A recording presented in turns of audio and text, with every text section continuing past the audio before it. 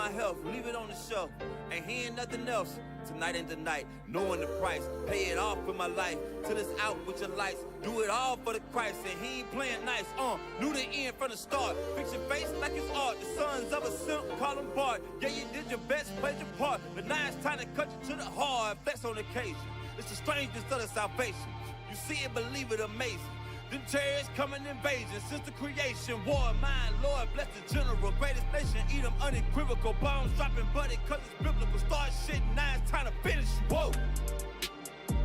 Said he won't vote, he looking for smoke.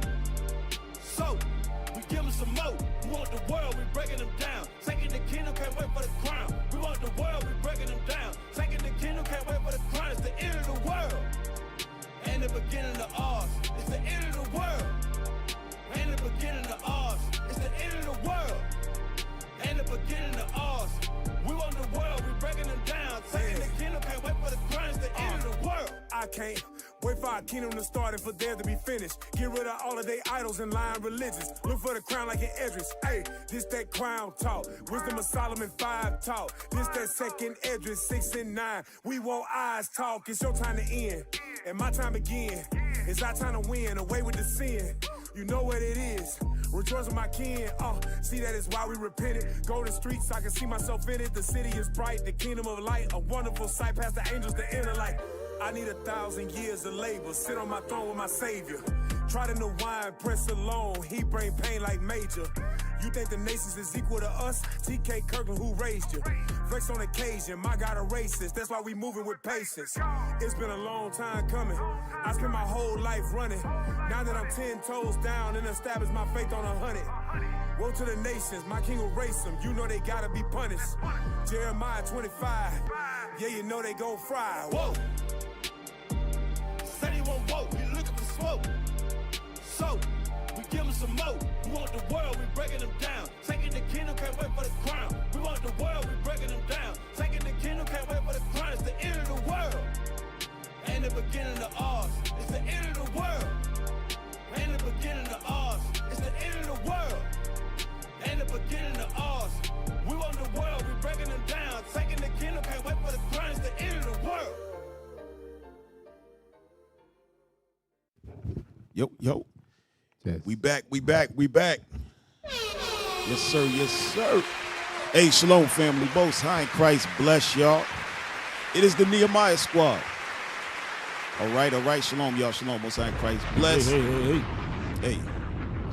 Hope y'all had a good weekend. Hope everything went well. You had a good Sabbath and all of that. All right. We're going to reintroduce ourselves. My name is Captain Zaccai. Hey, yo. It's Officer Shim. Yes, sir. Yes, sir. So today, all right, let's put up that thumbnail. All right, today's show is how ancestral farming is healing the land and the people. All right, and we have a special guest, Alfred Melbourne. All right, Alfred, where you at? Roger, California, you guys. There you go. Hey. How you doing, bro? Great. Thank you. Just doing good out here. Happy to be on the show. Really excited to be participating with y'all. Hey, excellent, man. It's good to have you. Please introduce yourself to the people and let them know the name of the company and what y'all are looking to do. Yeah, my name's Alfred Melbourne, Fort Peck, Assiniboine Sioux. Also a son, brother, father, cousin, artist, activist, and a farmer, planting seeds out here in the community, using my lived experience to rebuild urban soil. We're out here growing up revolution, taking care of the people. So we represent a 501c3 nonprofit organization that gives back to the community by training our at potential high promise youth how to grow, harvest, and distribute organic vegetables. So we do that by the 4 urban farms that we operate out here, and we want 50 urban farms. That way that we can transform a food desert into a food oasis, and really give back to the people. There's a lot of big numbers that we're able to produce. Working with community, we have an awesome, amazing team, staff. We have many volunteers and interns that join us throughout the years, and just really talking about like what we can do for ourselves, for us, by us. That's right. That's right. We love that. I like what you said just now. You said at potential youth, not at risk. Because when you said it caught me for a second. I said at potential. So you saying at potential, meaning you trying to get those youth in there and build on their potential. Is that what you're saying? Yeah, well, we know that words really do hurt. Right, Them right. vibrations are strong. Right. And that when you plant those seeds, you'd be like at risk, Right. what are you at risk for? Is there a train coming? Is it something going to fall out the sky and hit you, Right. So, we like to say, at potential, high promise. Right. Because, these youth are our future leaders, and that, we need to give them every opportunity possible. And that means like even the words that we use, speaking at them or to them, I always want to make sure that we include them and lift them up, because, as this cycle goes, we'll reach our end and they'll be there to take the place. And if we treated them well, then we will be treated well. Right. Right. So tell us, Alfred, so we know that your background, you are from the indigenous people, Native Americans, right? According to the Bible, your people are the tribe of Gad, right? Now, I know a lot of people don't know that. I don't know if you've ever heard that before, but there's in the Bible it talks about it. There's much history on that, showing that your people are the original Israelites that came from the East and came over a very long time ago. So how did you get into farming? How did you pick that up? Did you pick it up from your family? Was it brought down to you, or did you look back into it and look back to your roots? Yeah, no, we've always had things growing at the house, so I kind of seen what was going on, but ultimately, I tapped in as a necessity when I did a long time incarcerated. When I came home in 2016, I seen a huge void. I seen that our youth were being underserved, and that as soon as I found out we lived in a food desert, I was like, man, right, this is part of the problem right here, That's right. And so it was like, let's, rather than point out more problems, we're like, well, what's the solution, falling back on ancestral knowledge and wisdom, the legend of the three sisters, corn, beans, and squash, the way that these sister plants, companion plants, work with each other and, take care of the soil, growing in a way that's good for the earth. But back to your original statement, though, about the original tribe, we have our creation stories, Right. and we're definitely connected to this land. We know that. And, 100%. It's a special connection, especially right now when you have foreigners on this land, trying to kick others out, Oh, man. Nobody's asking us nothing, but if they did, we know that brown skin wasn't important to this land. No, that's a beautiful statement, right? Because the ones who's kicking people out, they need to be kicked out, right? They came in and now they took over. Now they're throwing everybody out. You can't make it up. We're gonna get into that a little bit. They'll do whatever we allow them to, and I Right. think a lot of people are waking up right now. And that's a little bit deeper conversation, but Absolutely. As kind of the conversation moves along, I'm more than willing. No, you know what? That's beautiful, because I was thinking about talking to you about that, and I was hoping that you were open to it, because with things like this, look, with all the ICE raids, right, and trying to move out the indigenous, because even though the Mexicans, the so-called Mexicans, right, they're still indigenous to the land, right, and now by ICE removing them, how does that impact farming, right? Because we all know that they're a big part of the farming culture here in the United States. Now you move them out, what do you have? Because we know that white people are not going to go in the fields and start picking. We know this. Right. Yeah, we know that brown skin, I said a few minutes ago, wasn't important to this continent. We've been here forever. Right. Caretakers of the land and hardworking people. As I watch, I stopped watching TV a long time ago. I even got off social media for the most part because the media is corrupt and they're Right. pretty much bought and paid for. We have to take things offline and get some real work in, so that as things go, we can continue to take care of ourselves and the people. But I watched a few things like on YouTube. I do watch YouTube, and I see a lot of brown people being harassed, chased down, tackled in the street, grandmothers being pulled, holding on to trees, aunties, but everyone that I've seen is brown and Hispanic, 100%. Native looking. I haven't Right. seen any Caucasian looking immigrants, and there are several here that aren't or are overstaying their visas, even African folks, but you don't see that on TV right now. No. That's not what they're showing. And No. then when they had folks go to these so-called jails, like this alligator island that these folks are talking about on sacred land, Right. you know, these folks went in and saw it was all brown people, you Right. know, and so that to me is exactly what it is. It's a concentration camp, modern day Gestapo, chasing down people in the streets. And just like, you know, things will reveal themselves and come to light, you know, it's going to be seen, you know, but, you know, there's going to be a larger conversation to be had. Yeah. Because when you even just talking about the planting, right? Just going back into farming and all of that, and I wanted to show a little part of a video on that. Even going back, and maybe I should just show the video first and then speak to you about it. Hey, bring up number 1 and then go to 5 minutes and 27 seconds, right? Because it's talking about the stealing of the land, right? Because when the Europeans came, everything was already set up, right? You had the indigenous had houses, they had reservoir systems, and the whole nine. All the mounds, the so-called what they call, and I saw some, I couldn't believe what they called. They called it earthen works. They try to give some different type of name to it instead of saying pyramids or houses. Or, you know, they try to make it look like, oh, it's not really a big deal. We just found the stuff here. You know, no, there was a whole civilization here, right, when they showed up. But in order to push the savage story, they can't really say that, right?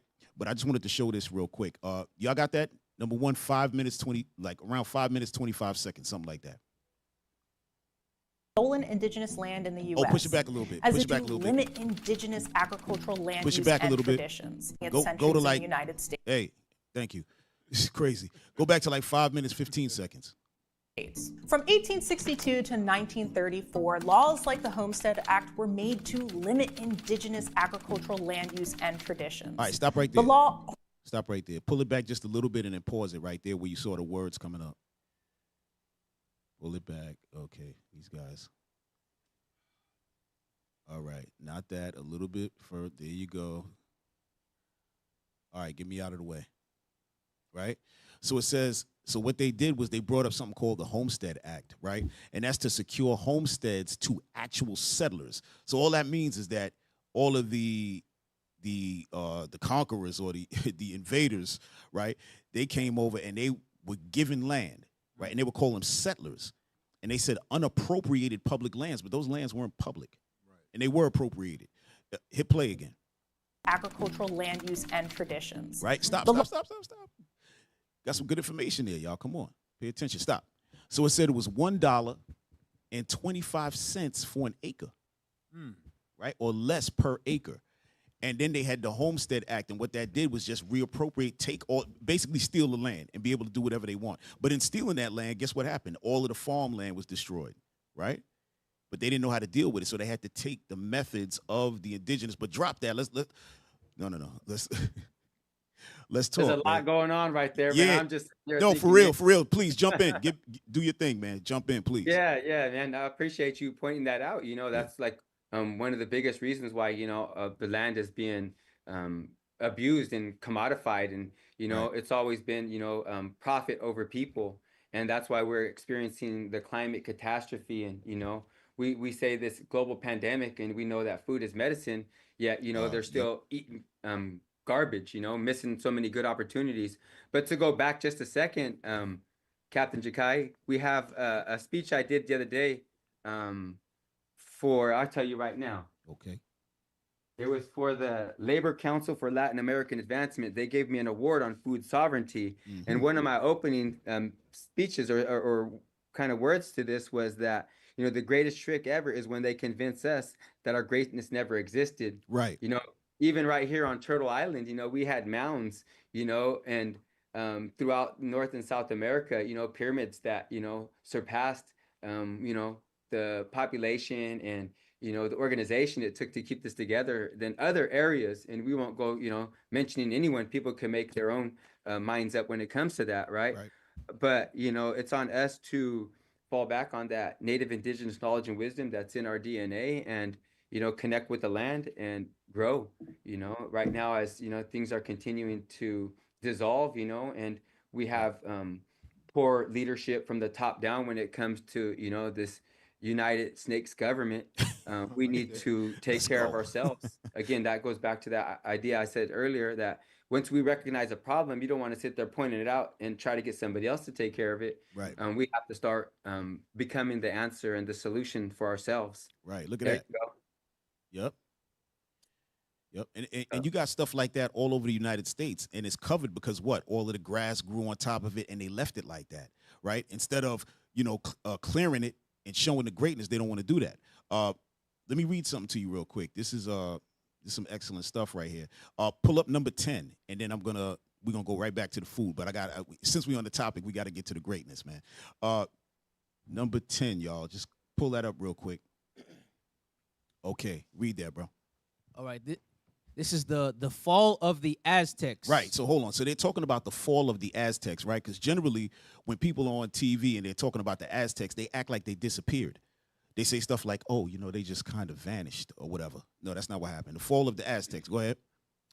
Bernal Diaz de No, Castillo. real quick, it says Spaniards in Tenochtitlan. Tenochtitlan.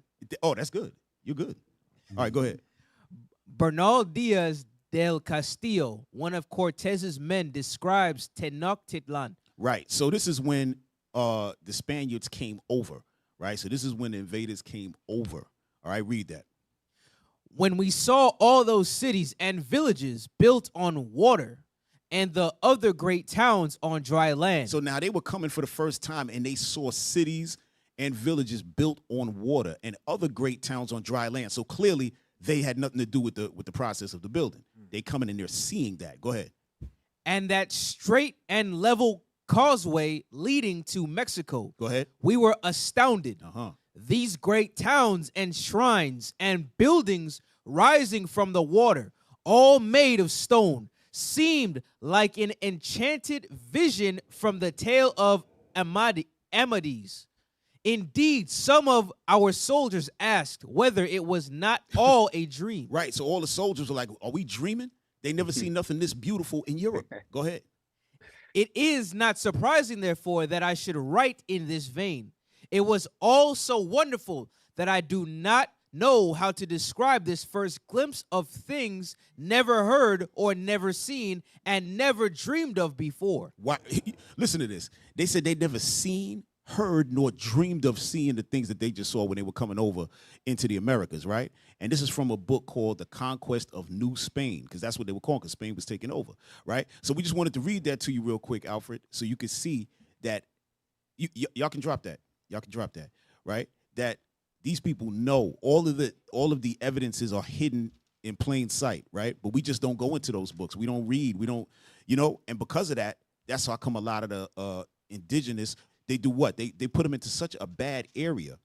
And when I say area, I'm talking about stealing all the land, taking all resources, so on and so forth, to the point now where you have what? High drug use, high crime, high alcoholism. Alcoholism, right. For our people. Exactly, right? So now nobody's remembering the greatness.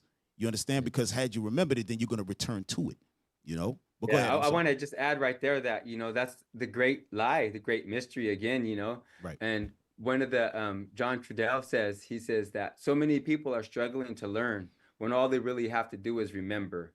Right. Right. I'll say that again, struggling to learn, but all you really have to do is remember.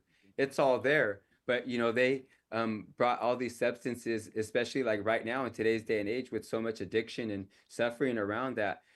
How could you ever think straight if you're entering all these polluted things into your body, and then you're missing these opportunities by not eating the right food, which we can grow ourselves with our own two hands, right? And so keeping us confused, keeping people down, keeping us fighting each other. We know that, as Crazy Horse says, and I keep saying this everywhere I go right now, that the prediction is from my Oglala Lakota leader, Crazy Horse. He says that it's going to take a rainbow coalition to come together to be the change that we need to see as these times are upon us now. The prediction was already made. And so for us to come together and do for ourselves, looking after one another, we have to clear our minds and, literally put our ear to the ground. The Earth Mother has been, calling out for millennia now, and, the wrong people, have been listening. So we need our future leaders, our youth, to listen up and our elders to, show the way. So that's what, we're here to do, is to bridge these gaps, to respect our youth. We know that if any youth fail, it's because we failed them. So our philosophy is to, give them every opportunity possible to succeed, to create pillars throughout our community that we know that can be strong. And as things continue to fall or weaken, we'll have all these pillars throughout and be able to, build, grow, and do for themselves. And, I'm right here, and we're in California, right? I'm like, if I put my drone up, I can see the capital right down the way, fourth largest economy in the world. It's obvious we're leaders, Right. Let's do what we're supposed to do and fall back on each of our own, ancestral ways, and, connect with the land. And I say, and I'm remiss not to have mentioned, the First Nations people where I'm from, the Yochadihi Wintu Nation, Nisenan, Miwok, and Maidu people, respecting those First Nations people from this land, because I think a lot of people think that because this is what they know, this is what they've seen wherever they're at, that this is how it's been forever, and it's not. Right. Colonization has only been like 529, 30 years or something, give or take, right? Yep, and you kind of mentioned earlier that this wasn't just like this. You seen the picture of temples, the mention of those things. And for me in particular, I will say that I am listening to the ground, and I spent 18 years in prison, so I had nothing but time to read and educate myself. And in so doing, I learned about the Chinampas. I learned about, the farming, the agriculture of the Aztec and the Mayans, and did a lot of research. I didn't just sit there wasting my time, so that, now we're able to use this knowledge and this wisdom to be able to take care of ourselves. And that's the most important thing that we could be doing. Right. Absolutely. I just want to show you, because you mentioned the food deserts, right? And so that's what this is all about, right? Because we have a lot of them in the Black and brown communities. That's where the food deserts really exist, right? You don't have so-called Sprouts in the middle of the hood. You know what I mean? You don't have what's the other spot? Trader Joe's and you know what I mean? You don't have that. So what happens is you go to the local supermarket and you buy a bunch of garbage, right? They don't have much to choose from. You don't even know what good food is, right? And this is crazy. So I'm going to show you something, because we're in Sacramento, right? I'm going to show you a video from Brooklyn in New York. This is where I'm from, right? And the same thing is going on there, right? So I just want to show you how it affects all communities all over the country. Number 6, bro. Hit number 6 and just play it from the beginning.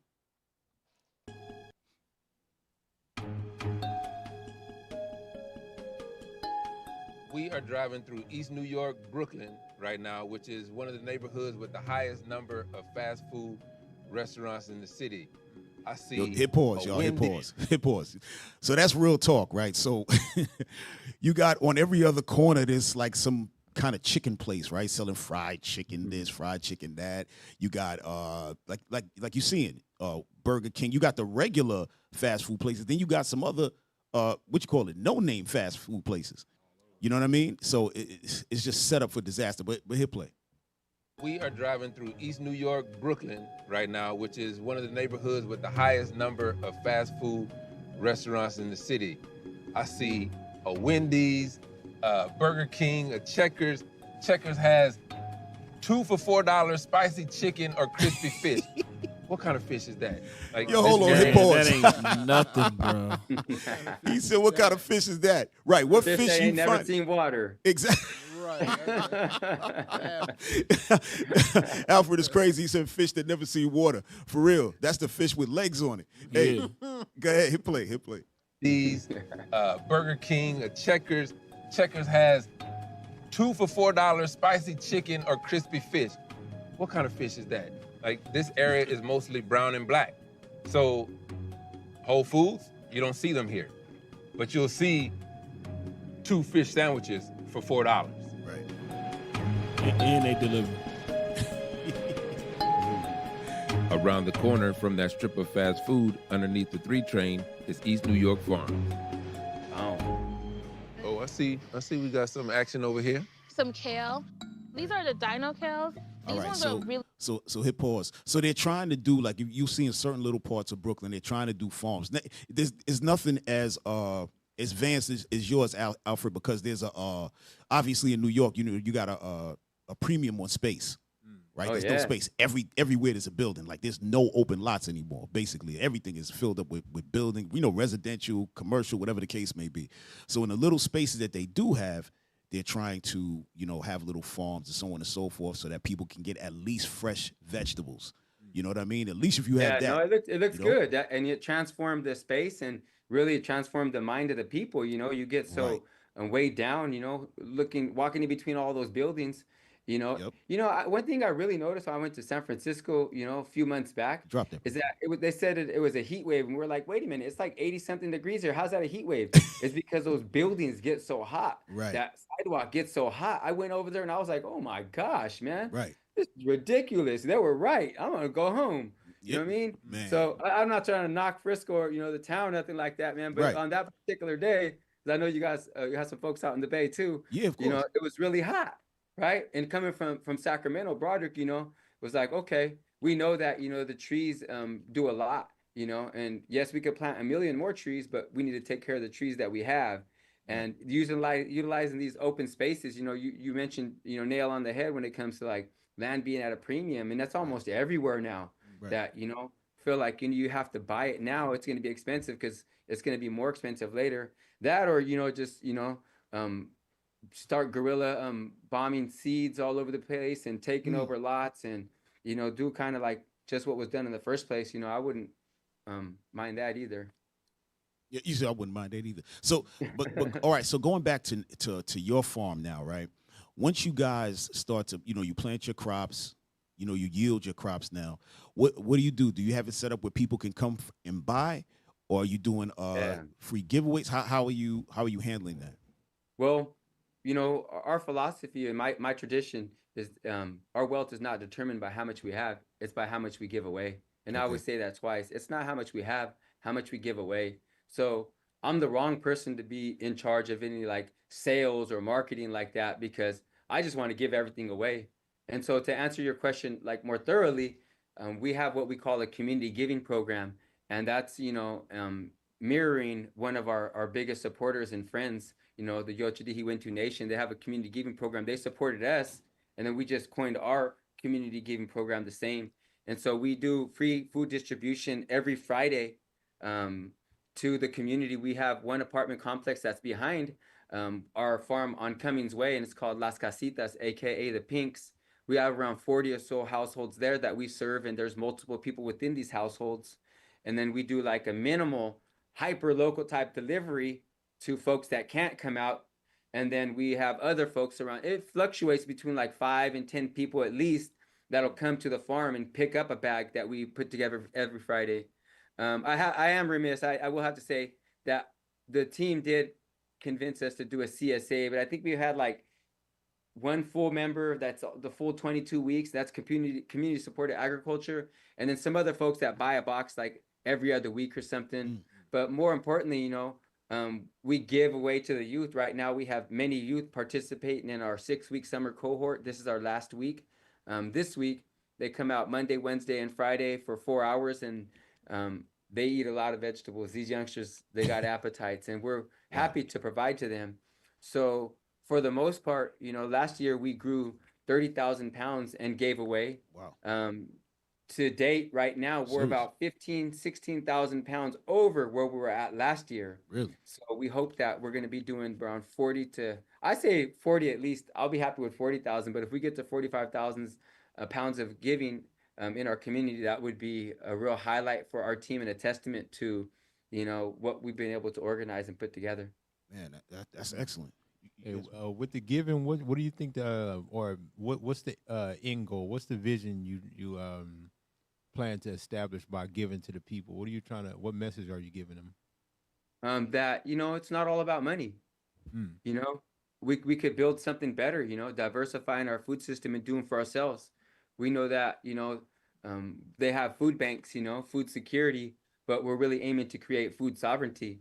And food sovereignty being, you know, a way for us to grow our foods in a traditionally sacred manner that's good for the environment, you know. So to establish a food sovereign system, transforming a food desert into a food oasis, that's my goal. All right. Let me get Sirach 29 and 19 real quick, because I like what you said, right? It's not all about money. When you look at the American dream, the goal for the American dream is for you to chase money, so you can buy a house, so you can have a dog, or you know what I'm saying. That's like the American dream. Get rich. You know, that's the American dream. But that's really not important. If I have you chasing something like paper, you'll never go after the actual substance, right? So watch this. It's the book of Sirach, chapter 29 and verse 19. A wicked man transgresseth. A wicked man transgressing. 21. Excuse me. Verse 21. Yeah. Verse 21. The chief thing for life is water. The main thing for life is not money.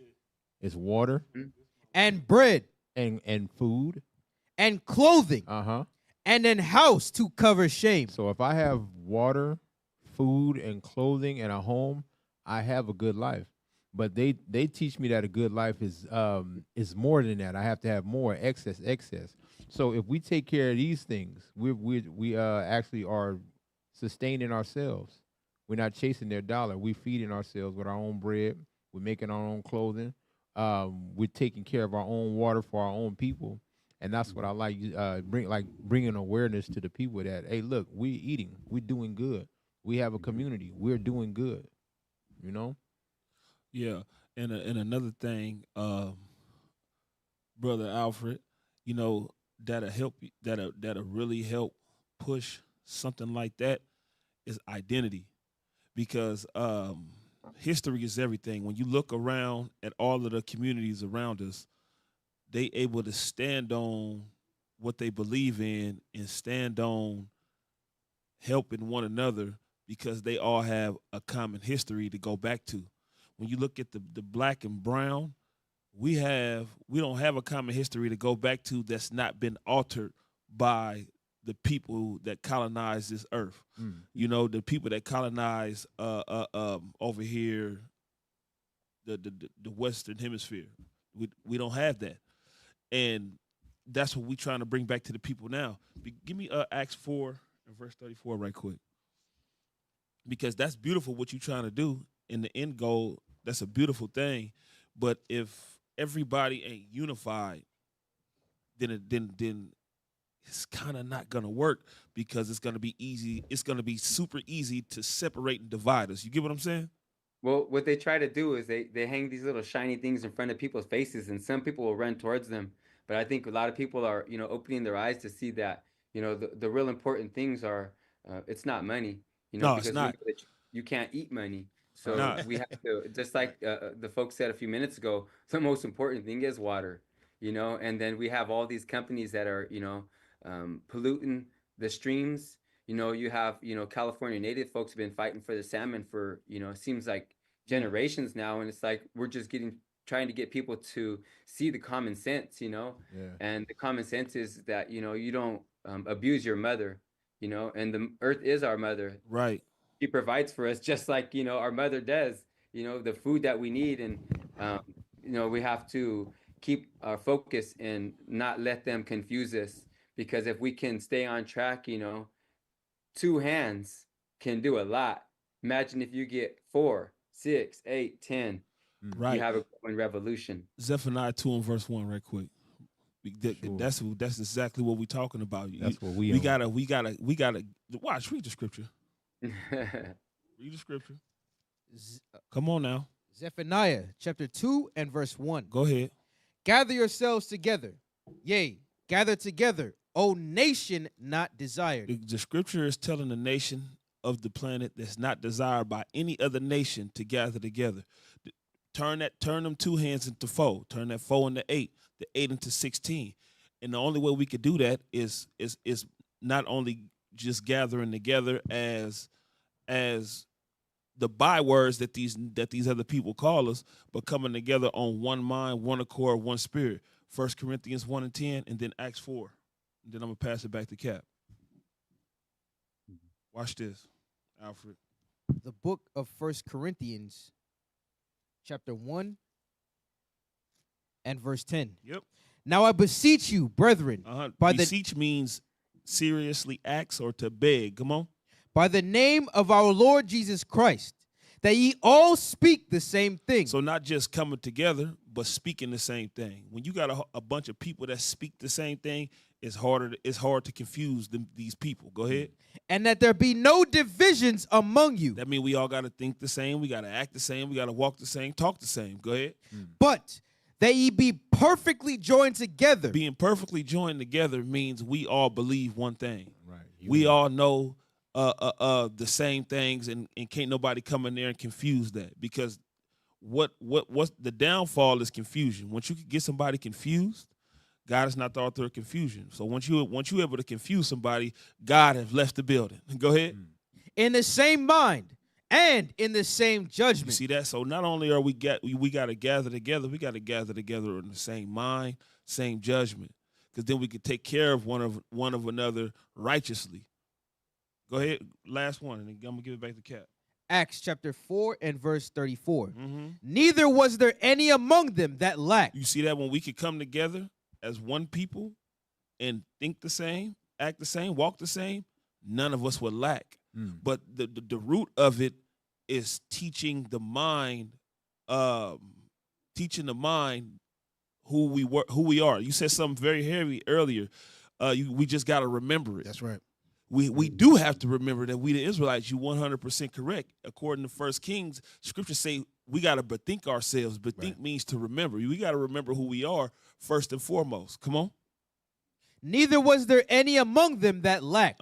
For as many as were possessors of lands or houses sold them and brought the prices of the things that were sold and laid them down at the apostles' feet. Why? So all of us can live comfortably.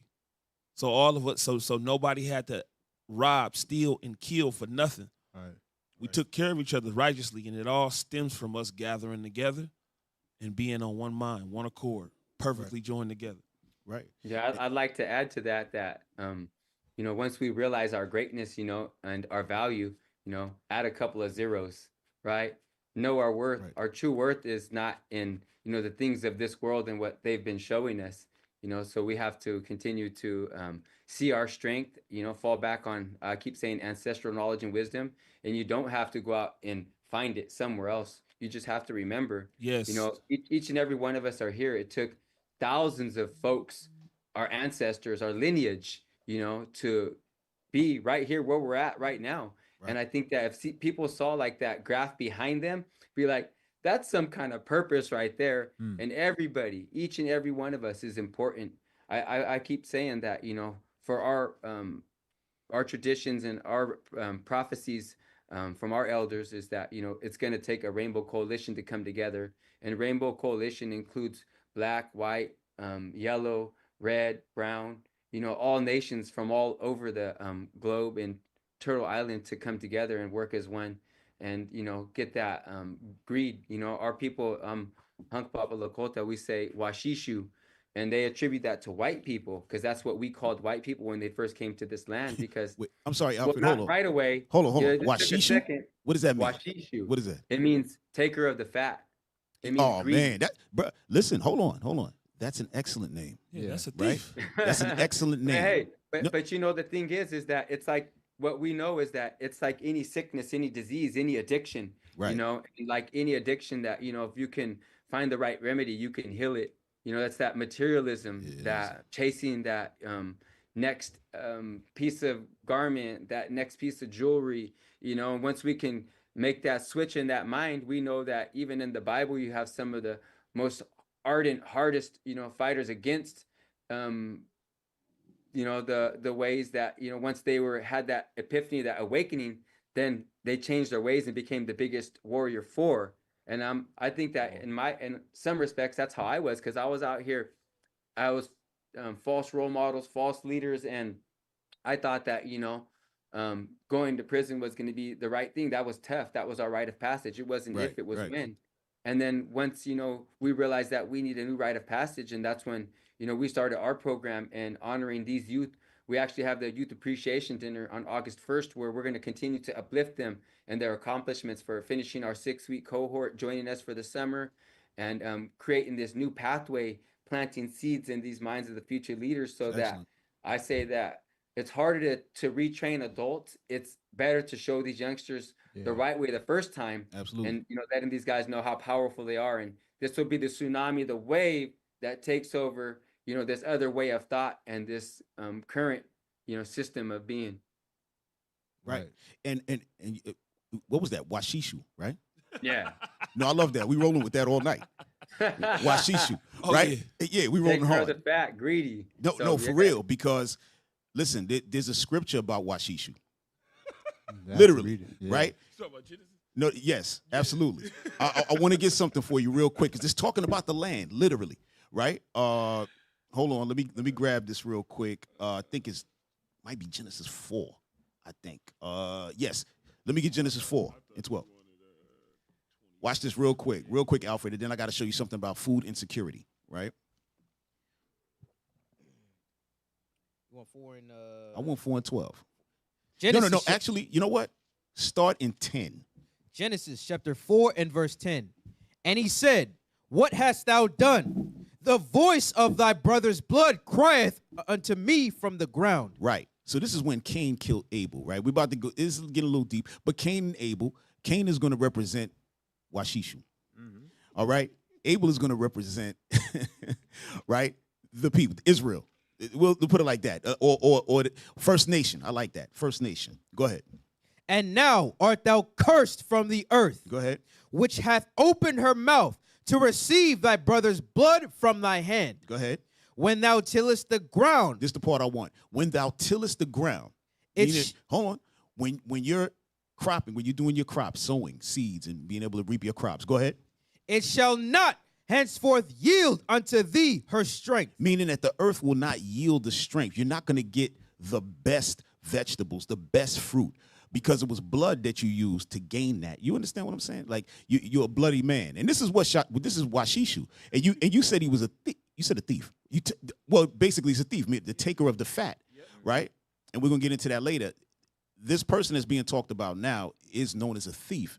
So that's an excellent word, and what it means is actually perfect. But just finish that up, and then we're gonna get into something. Go ahead. A fugitive and a vagabond shalt thou be in the earth. Right. The scriptures say a fugitive and a vagabond. Why? Because they go into every country that they don't belong in, steal it, and they've never paid a price for it. So that's how come it's called. That's why I say you're a fugitive and a vagabond. You shall be in the earth, right? But real quick, pull up that video and go to 4 minutes and 20 seconds. And what this is talking about is food insecurity, saying that there was so many people on earth, and that's how come there's not going to be enough food, right? But watch this. Right. Consequence of humanity's growth, or could it be due to other factors? Hey, can y'all start that a little bit further back? Can you kind of jumped in there with no volume? All right, go ahead. Really one of population overshooting resources, or is it more insidious? Is food insecurity just an inevitable consequence of humanity's growth, or could it be due to other factors? Maybe our running out of food is not due to the number of people we need to feed, but to a system that is failing to do its supposed job. Here are a few facts that should make it obvious there is something going terribly wrong with our global food system.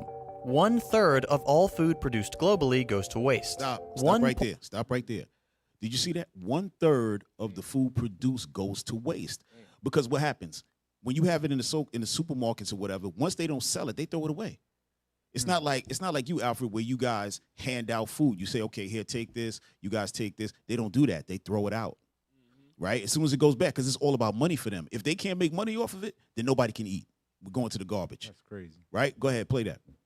0.3 billion tons, or $1 trillion of food are wasted every year. And just 1/4 of the food wasted by the EU, UK, and US could feed all the world's hungry. Wow, stop there. And this is all the countries led by Washishu. Right? And I'm going to tell you something, Alfred, check this out. The Hebrew name for Washishu is Ishashua. So it's very close. That's why when you said that, I was like, wow, that's crazy. It sounds very similar.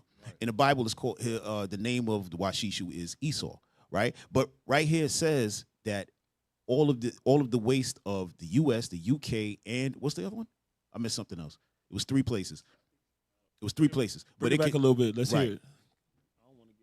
Yeah, I don't want to get it wrong either. Go ahead. Every year. And just 1/4 of the food wasted by the EU, UK, and US could... Okay, the European Union, the UK, and the US can feed the entire world alone. Just off of the stuff that they waste. Right. So just imagine they can feed the world. So what can in the continent of Africa, you know what's going on there. There's plenty of food there that can grow. So imagine nobody needs to be going hungry, but due to the fact of what you were bringing out, Alfred, about the money, the greed, that's how come everybody's not eating. Right. But the point I wanted to bring out is that this thing is man-made. There's no real food shortage or food insecurity that is man-made. Right. So that's the importance of you and people like you in creating these farms. You know, well, we've shown right away this whole idea of scarcity. We produced, thousands of pounds since we started in 2018. We just really started collecting these numbers, but we've done it for unused vacant lots right here in the hood. Right. Empowering people. Our story is just, barely, kind of blowing up. We've been doing this for a minute now. Right. But when we talk about like Washishu and we talk about broken promises, broken treaties, First Nations people, man. Yep. I have a, I don't mind speaking boldly. Please do. Large steps that, we have many broken treaties to the First Nations people of this land by this government that's supposed to be the mightiest on this planet at this time, right? Doing all these things, and that a lot of these things that befall this great country is because, it's like a curse that they have for not honoring their word, their ancestors' word, not keeping their word good that they put down on a piece of paper that says what we should have until the sun shines no more, and maintaining certain boundaries for our people, because we know that as people continue to spread out, as the original people of this land, where are we going to go? Slowly, little by little, they nipped away and inched into our sacred holy lands that we hold dearly, that have the temples, that have the mounds, it is a holy that land. have these sacred sites still here on this land. That's right. And the desecration, until they honor the word of their ancestors and respect these treaties for the First Nations people, things will continue to be hard on them. But just like in the beginning, I say, it will be again, and that'll be the First Nations people of this land showing the way, using our Three Sisters gardens, teaching the corn, beans, and squash, the legend of the Three Sisters. So we have to make sure that once we find out who we are, like I said, knowing our value and then acting accordingly, we know that we can transform these spaces. And mentioned all that food waste, it's ridiculous. But that's what happens when you have money and profits in mind. If it doesn't make dollars, it doesn't make sense, it goes down the drain, and try it again. And that's that wasteful mentality. That's that Washishu mentality that we need to point out and say, you know what? It's not necessarily just white people either, because Washishu doesn't mean particularly for white people. It just means greedy. And they just so happen to exemplify it so well upon their first contact with us that, if the shoe fits, right? Yeah, but we know that there's many of us that can be wasteful in even thought and mind. So we have to, sharpen our own, sharpen ourselves, steel sharpen steel, right? And stand up for the people. Right. And I want to show you something when you brought up about the treaties. Bring that back up, right? Because this is that first one is literally to the Sioux, right? Bring that right back up, brothers. The treaties that were broken. Okay. Read that, bro. Broken treaties with Native Americans represent a long history of the U.S. government's failure to uphold agreements made with indigenous nations. Now scroll down. Scroll down. Examples of broken treaties. Start there. Examples of broken treaties. Fort Laramie Treaty, 1851, defined the territory of the Great Sioux Nation, but was violated by settlers and the U.S. military. Right. So that's just one of them. I mean, I think altogether it's over 200 treaties that they were supposed to honor, and they did not. They broke every single one of them. I would like to bring us to like a current context. Please go ahead. If you guys don't mind me saying so. Not at all. And so these settlers that you're pointing out now were aided by the United States military, even though they were in treaties. And so flash forward to today, and it's the same thing that's happening in Gaza right now in the West Bank, and that you have these folks removing people using the force of the military also. That's right. And that, it needs to be pointed out that, it happened before and it'll happen again if we don't say something and stop it. And that's why, I support a free Palestine and, those indigenous people of their land, that those settlers that are moving in and taking their land, stealing their sheep and burning their olive groves, it's an atrocity and it's a, huge, humanitarian crisis right now with the starvation of the children. As a father, I can't imagine and fathom. That's why I do so much preparing and working with our youth that, we strengthen up everyone around us so that my children could be safe, and to watch that happen on another land, it makes me want to, my spirit cries out. And, any pain, any loss anywhere is really tragic, but to be, I thought I got off TV, I got off social media, I couldn't do it no more. I really had to focus here at home and, take care of myself and my family. Cause I know that, today it's your neighbor. Tomorrow it will be you. So we have to be smart and take care of ourselves and build these farms in our communities. Like I said, we have 4, one's right next to my house, one's on the corner, 2 down the street. We just built one for a church, a Mosaic farm. We're going to help anybody that wants to do for themselves, empower them just so that, our community is stronger and we'll build a stronger, more, a sacred hoop will be mended by all nations so that we can deal with what's coming. Yeah, I like what you said about they broke those treaties with the military, right? I want to show you something because, like I said, when I was telling you before, like the indigenous native First Nation in the Bible is known as the tribe of Gad and the tribe of Reuben, right? These are the tribes that came over from the land that's called today Israel in different parts of that east and it sailed over here. We'll read that to you as well. But I want to read something to you. Give me Genesis 49 real quick. All right? And then I want to bring you something about breaking the treaties. Real important. Genesis chapter 49 and verse 19. There you go. Come on. Gad, a troop shall overcome him. Right. Gad, a troop shall overcome him, right? That's literally that military you're talking about. This was a prophecy that was written thousands of years ago, that a troop was going to overcome the tribe of Gad, right? That's what it was talking about way back then. And then later on in another book in the Bible called Isaiah, it talks about Gad furnishing a table for that troop. When you talk about the so-called Thanksgiving, exactly, right? When Thanksgiving. Exactly, right? Right. Yeah. But the Washishu, right, was being treated nicely, right? They were being taught how to farm, how to live, because you could read any book. It's going to tell you right now that the Europeans could not survive here without the help of First Nation or the Native Americans, or who we know today, through the Bible as the tribe of Gad, right? And they were taught that. Once they found everything out what to do, that was it. They killed everybody, right? But let me show you something about the treaty. Psalm 55. All this stuff is in the Bible. And earlier, when Officer Shem was talking to you and he was saying about all of us having the same mind so we're not confused, that's what he's getting into, that we have the understanding of our history so that nobody can come in and say, hey, no, when the Europeans came, the Native Americans, they were savage, we had to civilize them and teach them this, that, and the third. No, not at all. Right, so what you're looking at now is the 12 tribes chart, and this is basically where all the tribes are.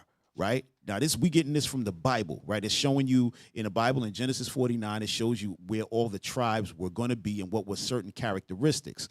Right now, a lot of people see this and they don't believe it. Right, but we have also historical record, like secular text that's found in universities and things like this, where nobody opens the books and reads. But we are going to read something for you tonight because we don't want you to just, because you've given a lot of yourself, and we're going to definitely come by the farm and things like that and support you. But we also want to give you something as well, right? Yeah, right. We also want to give you something as well. But look at this, Psalms 55. Yeah, bro. It's the book of Psalms, chapter 55 and verse 20. Come on. Yes. He hath put forth his hands against such as be at peace with him. He hath broken his covenant. Right. He went against the people who was at peace with him, and he broke the covenant because when it was time for treaties, he refused to keep them. Go ahead. The words of his mouth were smoother than butter. Right. We're going to live together. We're going to be together. We're going to share your land is my land is your land. All of that. Made a song, and it was all BS. Go ahead. But War was in his heart. But war was in his heart the entire time. Go ahead.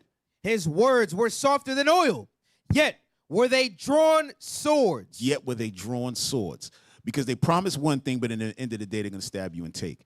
And this is the things that were in the scriptures to show us what, later on at this time, that we to remember, we to bethink ourselves, remember, and be able to come back and say, wait a minute, this is our people, You're gonna say something? No, that is exactly where I was going. Oh, okay. Okay, yeah. So One mind. The more you find out about yourself, the more you find out about your enemies too. So we find out that who we are, and then it come to find out like if I could tell a lie, a dog by any other name is still a dog, but he still have a certain nature, correct? So a dog's nature is to chase the cat, right? That's his nature. And if you see an animal chasing the cat, he wags his tail. When he's hot, his tongue sticks out. We know that that's a dog. You may call that something else in a different language. You may be able to raise one or two and change his nature, right? You can raise a dog to lick the cat, to love the cat, right? But his nature is to do what he does, right? So what we're finding out is Washishu's nature. His nature is, and we can look up. We don't have to identify it. You if the shoe fit, wear it. That's what you say, right? So first and foremost, they stick their hand out for peace. They stab you in the back. War is in his heart. That's Washishu. That's what the Bible's teaching us, right? They break covenant, right? They steal, they rob, right? They're greedy, they're excess. And I look up in the world, and it's really a people that do that. It's really a people that do that. So what does that tell me? In order to fix the problem, right? If I know I have a cancer, I can't get all the cells together, all the healthy cells, and then bring the cancer along. That wouldn't help. The cancer will continue because the cancer's only job is to eat more, to destroy more cells. So knowing who we all trying to heal the body, right? We all good cells trying to heal the body. That's why God says, stick together, gather together, O nation I desire. There should be Go ahead, I wanted Alfred. to ask a question to the group, if you all don't mind. Please, go ahead. In the Bible, in the book, it says that, we're all made in the image of. Yes. Right? And that, once we can realize that, we have strength, that we have our own powers, that we reflect that, and then start, using your manifestation powers. That means that, what we think we are, and if you're listening to what somebody else says, then, you're going to fall short, you're going to live up to or down to their expectations. That's true. So recognizing ourselves and where we fit into this, I said earlier a couple times that, once we see a problem, we can point it out or we can do something about it. I like to work on solutions and action to move forward, and so, yes, recognize a dog for a dog, and move forward without having any ill thoughts or ill intentions, and knowing that, I think that folks will eventually see the error of their own ways, and that we can't stand on the front lines to help them help themselves, as we stood on the front lines of every other, great movement to, relieve the pain and anguish of, our own folks. Hey, Alfred, what if that dog keep on biting your children? You keep trying to change this dog and train this dog. I put it like, but he keep on biting your children. You got to answer that question specifically. If any dog bites my daughter or my son, they're gone. I got a big dog right here. He's a 100-pound German Shepherd at my feet right now, right? And if he were to bite my daughter or my son, he's gone. That's right. That's the point. Because now you got to look at history. When I asked that question, and we got to look back at history. When you look at all of the movements that so-called blacks and Hispanics had to uplift ourselves, the dog bit us. When you look at AIM, right, the American Indian movement, you look at the young lords, the brown berets, the Black Panther. It was one person that did not want to see us grow individually as a people, the dog keep on biting us. Now, if you keep on bringing that dog in, and he keep on biting us after that, the fool is us. Right. At the end of the day, give me Sirach chapter 12 and verse 10. Watch what the Bible say. Watch what the scriptures say. And before you we're not against nobody. But we are for ours. You know what I'm saying? Right. And we cannot keep making the same mistakes over and over and over again. Every time we've had something in history going for ourselves, Washishu destroyed it. Every single time. Read that. It's the book of Sirach, chapter 12 and verse 10. Come on. Never trust thine enemy. What the Bible say? Never trust thine enemy. God say don't never trust your enemy. This is the enemy is the person that got your worst interest at heart every time he speak, every time he open his mouth, every peace treaty he done broke. Y'all ain't the only one he broke treaties with. Our people were supposed to get 40 acres and a mule, and they still waiting on it. Right. Look at hey, you know what? Let me jump in here real quick because Alfred, we did a show one time, right? About reparations, right? And the reason so-called Black Americans will not get reparations, because if you pay Black Americans reparations, then what are you going to do for the First Nation, the Native American? You have to pay. Yeah. So that means everything is going to be gone. You got to pay the Black and the brown. It's never going to happen because of that. Right. It's never going to happen, you know? But going back to, I was just jumping, piggybacking off what you're saying right go ahead. Oh, finish it out, and then I'm going to pass it back to Alfred and let Alfred speak on it. Come on. Never trust thine enemy. Come on. For like as iron rusted. No matter how much you polish up that brass, however much you polish up that copper, the gold, what happens to it when it get wet? Go ahead. So is his wickedness. It says just like all metals rust, that's how Washishu gonna turn. He gonna always turn back to his wickedness, his nature. Go ahead. Though he humble himself. Oh, I'm gonna give you this, I'm gonna give you that. Peace treaty here, peace treaty there. And go crouching. Yet take good heed and beware of him. Say take good heed and beware of that person. Take good heed, because like you said, they not about to honor the covenants and the treaties that they forefathers made with us. They not gonna do it. If they was gonna do it, then they would have been did it. Go ahead. Take good heed and beware of him, and thou shalt be unto him as if thou hast wiped a looking glass. And thou shalt know that his rust hath not been altogether wiped away. His nature is not going to be wiped away. Yep. Anytime anytime we include these people or any people outside of our own, for that fact, outside of the so-called Black, Hispanic, and Native American, they come in with the intentions of bringing it down. Yeah. Scripture say never trust your enemy. Yeah. Go ahead. Mm-hmm. I think that I want to add to that just a couple of things actually. Please go ahead. You guys are on point, man. So, it's about us recognizing our strength, and we have this saying for us. It's like bold statement is we know we are leaders. But when I printed that out on a shirt, I put a target on the back with a little silhouette of me and that target. Dang. Because we know that when you make bold statements like that you put a target on your back. Right. But I would say we move differently when we know we're being targeted. You know, and then if we're all stepping up and raising our voice, then we're all leaders. They won't get us all. I promise. That's that. the point. Yeah. Absolutely. So we need to step into that greatness, understand who we are, and take huge strides. We know that these folks, they have not honored the treaties. And until they do, that curse won't be lifted in my estimation.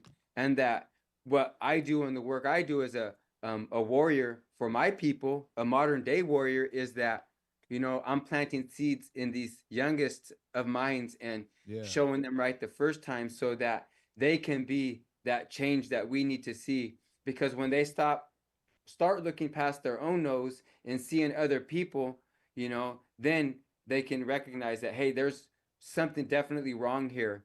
And that, this new generation, we think 7 generations from now will be able to do what we haven't been able to do. But again, it takes showing them the right way the first time, and that there's no issue or problem with us being ethnocentric and loving your own people.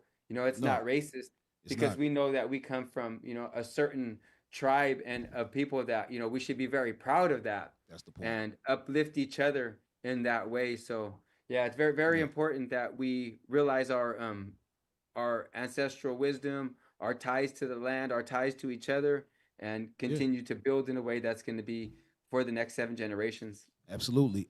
Alfred, do you mind taking a call? We have somebody calling in. They want to, I guess, I ask a don't question mind. about They wanna Okay. talk As to long as you, they can Alfred. yell at me. No, man. Come on. Never. Never. All right, thank you. All right. Caller. Caller. Do they have to do something? *6 or something? I think they're on mute. Okay. I don't know. For real. *6 to turn your mic on, caller. There you Caller, go. you in there? Caller. What's going on? Caller, are you there? Welcome to the Nehemiah Squad, caller. You on? What you got? Yo, Yo. can you hear me? Yes, Can you hear me? Yes, we sir. can. I'm watching the show. All praises to y'all, brothers. Preaching the truth. I just wish the guy Alfred on there breathes F9 2 and 1 with the same people who went through the same stuff. He need to hearken on. You know what I mean? All right. Do you have a question for him regarding the farming? Nah, I just want the brother to know who he is and what he going through. Okay. All right. Appreciate thank you, you. caller. Yeah, Yeah, we all, appreciate you. we Yes, all sir, in there, appreciate it. man. We All right. appreciate that. Okay. Go all ahead, got- Alfred. Speak on it. Yeah. Yeah, no, I definitely like to have folks involved. I mentioned, yelling at me. I don't mind being yelled at. It's all fun and games, you guys. Sometimes Yeah. some good, helpful criticism and correction. Especially from our elders. Yeah. But no, I'm having a great time, you guys. We're out here, like I said in the beginning, growing a revolution, rebuilding urban soil. The whole idea of scarcity. When you can have a handful of seeds that'll Right. end up turning to a thriving urban farm. Just in the right hands with the right intentions. And you will need some skill that for our part, we're happy to share. I like to point out to everybody that comes out to our farms and people that have been there know we don't have one fence at our farms. We're not okay. trying to build fences. We're trying to build relationships with the people and that anyone that would want to come take from us, they don't have to do that. We clean it up, put it in a bag and hand it to them. Right, So they right. know that, there's a different way that changing this whole mindset of ours and theirs and yours that, Right. if we're stronger together, then we have to start leading by example. And at Three Sisters Gardens in Broderick, California, we're changing the narrative where once we were, merciless savages and, throwaways, at one point in time, I was so far down, I used to have to look up to see the bottom. And nowadays, learning from that experience and, I wouldn't wish incarceration upon my worst enemy if I had one, knowing that, those systems are corrupt and, from the top down, we need to transform these systems of injustice that are, have many black and brown folks overrepresented. Stop fighting each other and start looking towards one another as allies, strengths, and partners in this, and that we need many of these Washishu folks out there to stop being thinking they can be partners and join in a capacity that they're going to be at the front. The only front That's the that they point. should be at is when it comes to putting themselves in between the cops and us, so that they're very likely not going to shoot Granny Goose over or some white-haired curly granny. They're going to shoot Right. me right away. So we Right. need accomplices in this to step up, and if you mean it, then represent. And it's your folks that are leading that charge, and that you need to step up and take care of your own people so that we can live in peace and take care of ourselves and our families in a way that's traditional and sacred to our own ways. All right. What I wanted to ask as well, right? A couple of things. In regards to when you distribute the food, right? How far do you distribute out? Because I know you guys are in West Sac, so that's not too far from here, right? And I know there was another farm. Is that Ujamaa? Ujamaa Farms. I don't know if I don't know if you know those guys. There's a brother named Keith. He was on the show as well. We stopped by him because we like to when because we're coming through, Alfred. We're going. Keith Hodges. Huh? Yes. His name's Keith Hodges. He's a good friend of mine. I know him very well. Oh, okay. Absolutely. So we went to go visit him, and we're going to be coming to visit you, Alfred. We're going to set it up. We're coming through, bro. We got to see what's going on over there. We love it. But how far out do you distribute? Is it just in Sacramento? Do you guys go down as far as the Bay?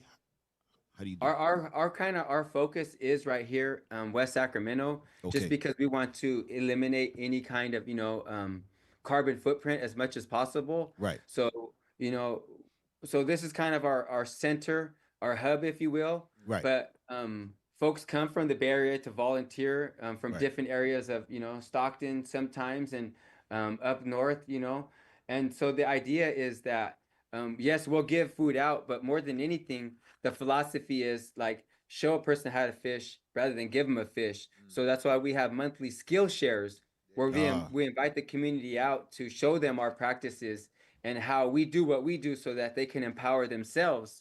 And then when they do come out, we'll always like to have like a meal for folks because people are going to come out and spend time with us and listen to what we have to say. Then the last thing that we want to do is send them away hungry.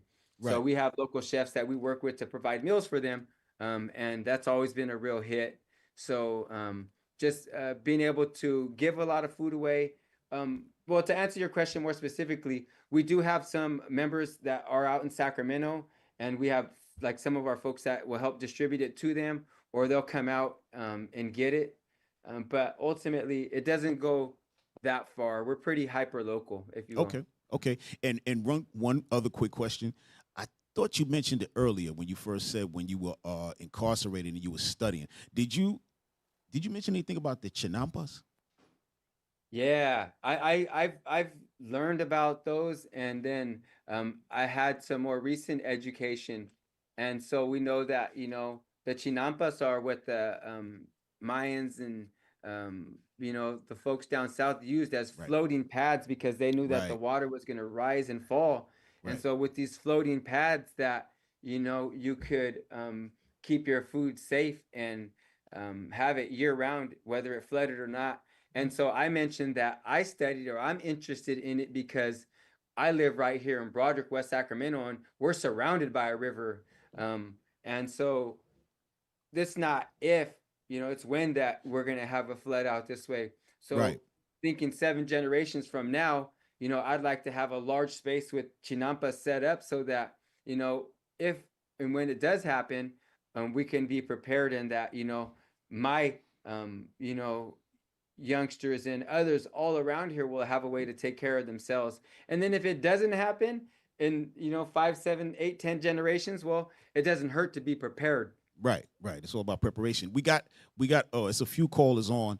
They want to talk. Make sure they got a question. All right.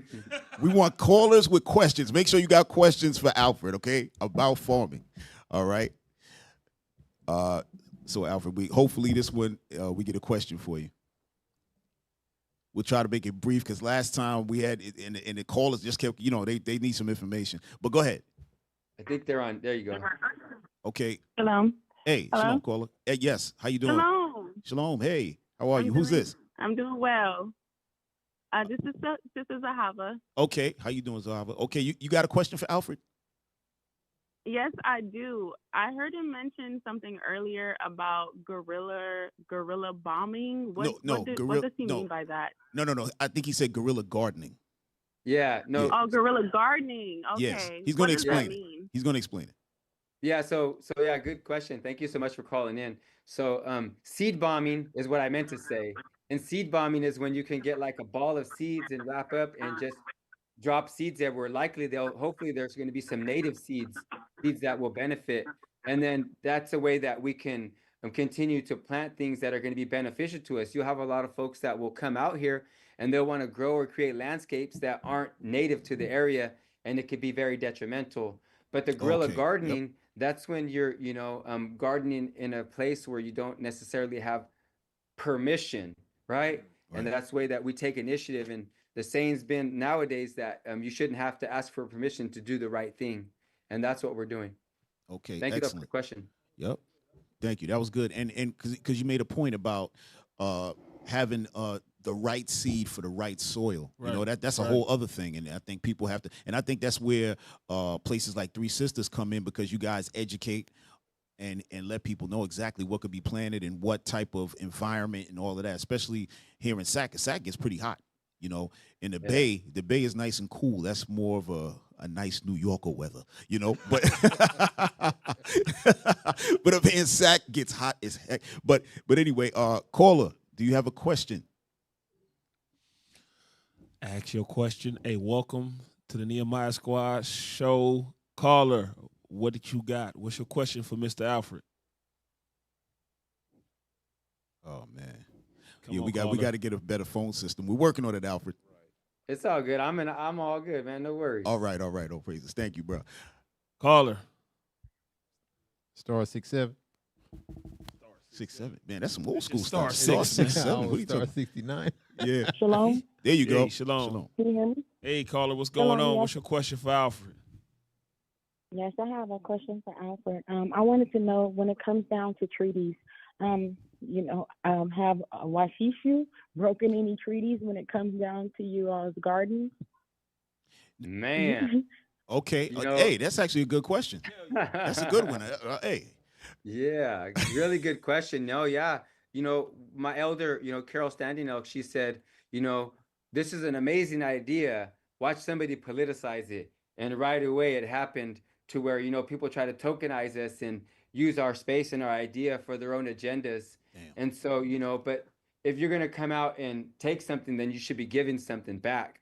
And, we ended up we don't do very many podcasts, very many interviews. Like I said, I got us off social media because we ain't playing those games. Right.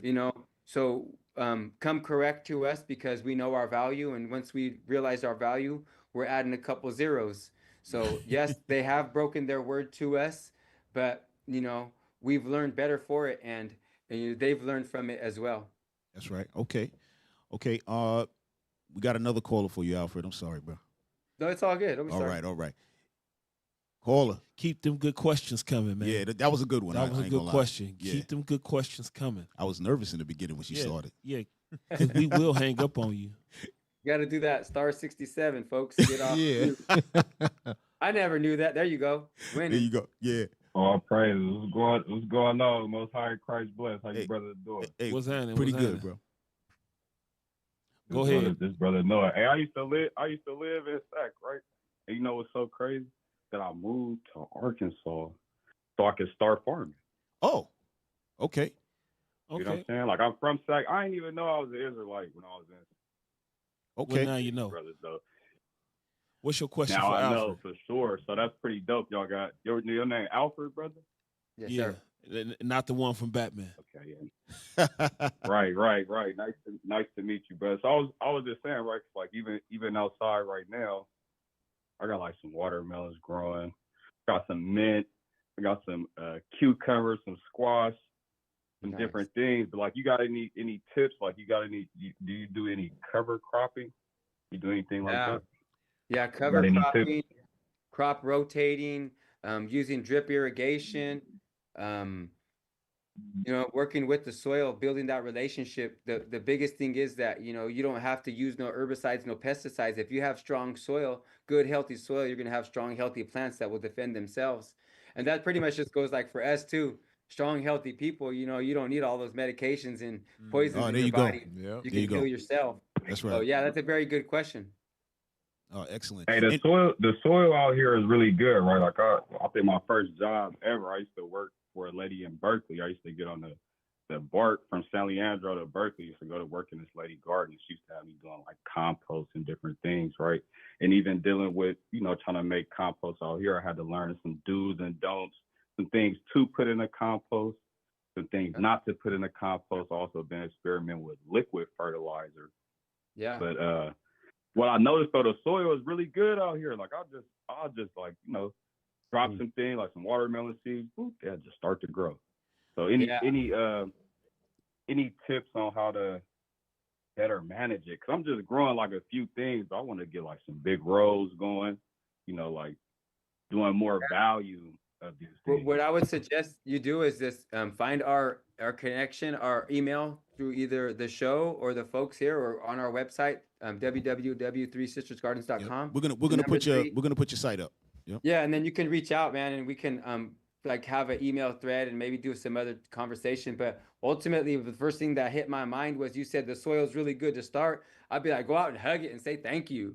You know what I mean? give it a blessing because you know you got a really good start for us in these communities where they've come in and they scraped off the topsoil and they thought they were doing better planting all these invasive plants. They make it 10 times as hard. But if you're determined, and you have good, strong hands and you have helpers, it's never good to have all the knowledge yourself. Train the people around you to uplift them also. And then, but respect the land. And then those regenerative practices that are going to allow you to be sustainable over a long run where, you're not, draining all your soil. You mentioned liquid nutrients.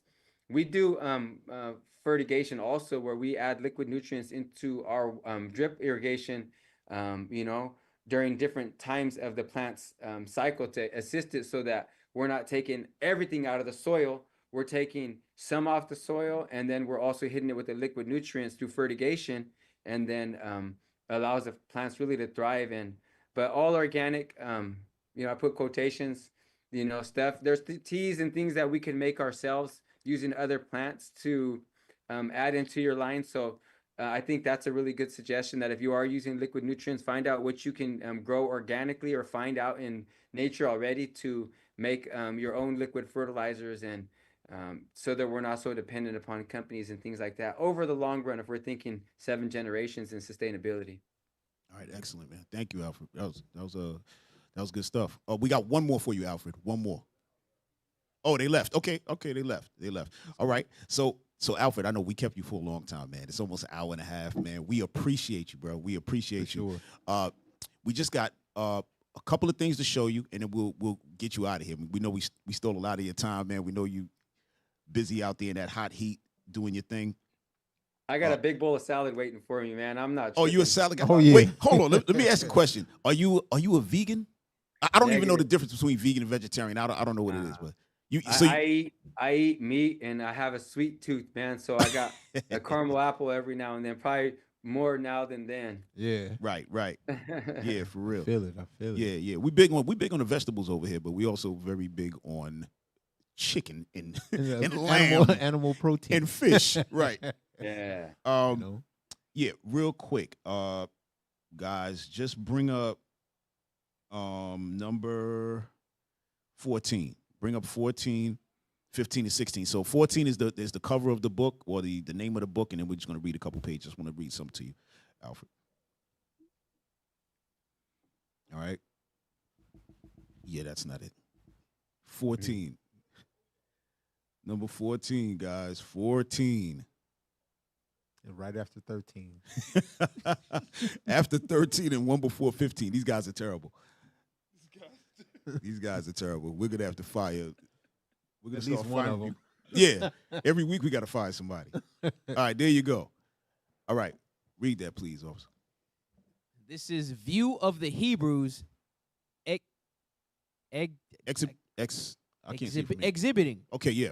The destruction of Jerusalem, the certain restoration of Judah and Israel, the present state of Judah and Israel, and an address of the prophet Isaiah relative to their restoration. Right. By Ethan Smith. Okay. So, by Ethan Smith, read that next line.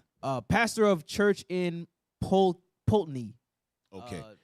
The year is 1823. Okay, so this is in 1823. This was written, Alfred, right? So go to that number 15, that page. Okay, just read the highlighted part. He informs that the Indians, before attending on treaties, great councils, or any other important national business, always sacrifice in order to obtain the goodwill of the Great Spirit. Right, so a sacrifice was always made before asking, or doing prayer before the Great Spirit, right? Go ahead. And adds, there are no people more frequent or fervent in their acknowledgments of gratitude to God. Right. So they said that the Native Americans would always show an incredible knowledge and acknowledgement and what's the word? Gratitude to God. Okay, read on. Their belief in him is universal and their confidence astonishingly strong. Go ahead. Speaking of their feasts, he says, the principal festival is celebrated in the month of August.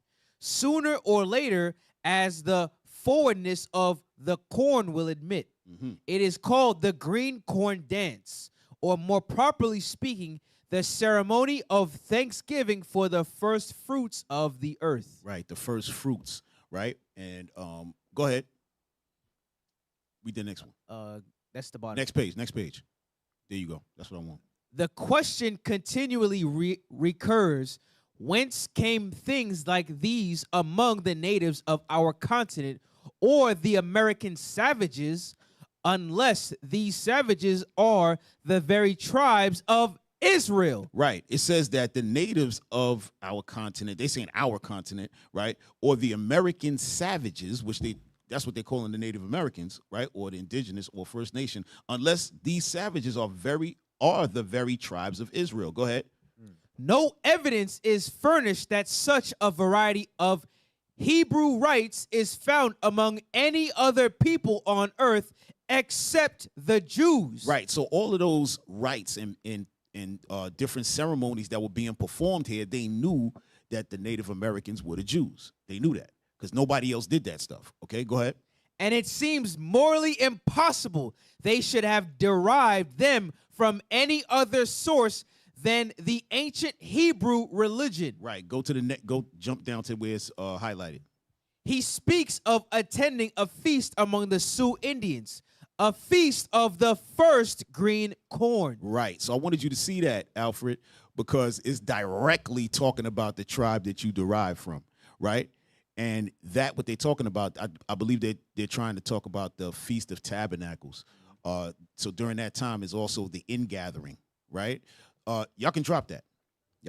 Right? So that's like a piece of evidence showing that the Sioux Indians and all the other Native Americans, that they derive from the 12 tribes, right? They knew this just from coming and watching and observing, right? Also, they spoke Hebrew, right? A lot of our people spoke Hebrew. When they came to these places, South America, North America, and in the islands, right? They were speaking Hebrew when they got there. Then when they taught people English, after they were conquered, and Spanish and so on and so forth, right? And before you go, we just want to read one more thing for you, because this is important. This is one more thing. And the reason we're reading it to you, because for all our guests, right? We read these things so that you'll have some piece of information, some knowledge. And if you wanted to go on and check further into it, you could always check with us. But if you check on your own, obviously, but you'll know that this information exists and it's there, right? Give me 2nd Esdras 13, and then we'll give it back to you, Alfred, and we won't hold you hostage any longer. This is the book of 2nd Esdras, chapter 13 and verse 40. Those are the 10 tribes which were carried away prisoners out of their own land in the time of Hosea the king, whom Salmanasar the king of Assyria led away captive. And he carried them over the waters, and so came they into another land. Right, so he's talking about, you had 12 tribes, but 10 of them, they went into captivity into Assyria, and now they were being let go. They were given liberty, right? Go ahead. But they took this counsel among themselves, that they would leave the multitude of the heathen and go forth into a further country where never mankind dwelt. So over there in Assyria, they said they took a counsel amongst themselves and said, we're going to go to a far country where never mankind dwelt. They were going to leave from the eastern hemisphere and go west, right? Go ahead. That they might there keep their statutes, which they never kept in their own land. Go ahead. And they entered into Euphrates by the narrow passages of the river. For the Most High then showed signs for them, and held still the flood, till they were passed over. So when those ships hit the water and they were navigating by the stars, it said they showed them signs. The Most High showed them signs, and we know that. We know that they read the signs of stars, and they had that intellect and that understanding back then, right? Go ahead. For through that country there was a great way to go, namely of a year and a half. So that place where they were going to, it took them 1 year and a half to get there, right? Go ahead. And the same region is called Arsareth. Right, and that region where they finally landed was called Arsareth, right? So now we're going to look up what Arsareth is, Alfred. Go ahead. This is in the Jewish Encyclopedia. Arsareth, the name of the land beyond the great river, far away from the habitation of man, in which the 10 tribes of Israel will dwell. Go ahead. Observing the laws of Moses until the time of the restoration. Right, the time of the restoration is like now when we're all recognizing who we are as the 12 tribes, and now we're gathering together. Alfred, you from the tribe of Gad, myself from the tribe of Benjamin, these brothers with me from the tribe of Judah, so on and so forth. So we learned in our history, and now we're able to put it together and come together, right? Go ahead. According to 4th Esdras 13:45. Go ahead. Columbus identified America with this land. Right, so Christopher Columbus, he actually knew that this is what the place is called, Arsareth, in other words, right? So America is Arsareth that we're reading about in the Bible, right? So we know for sure, it's 100%, bro, that not only the Sioux, but all the other First Nation tribes are Israelites, right? So we want to leave that with you. You know what I mean? So moving forward, at least you have that information, and in Lord's will, you want to build on it. Sometimes you could always contact us, man. But we're going to be coming to see you anyway, bro. We're coming to that farm, bro. Yeah. We're coming to that farm, man. But Alfred, please bring up, we got to bring up your website, man. We're going to bring up your site, make sure we show addresses and everything and how to contact you. Go bring that up. That is number 4. Click on number 4. All right, so Alfred, go ahead. You could speak on it. Yeah, no, I like it. Thank you guys so much for the opportunity to participate with you all, and that you guys are all tapped in and aware of who you are. You know, it's a great thing to be able to, share space with, educated folks that are, representing, their ideas and actions as well. But for us, we're out here growing revolution.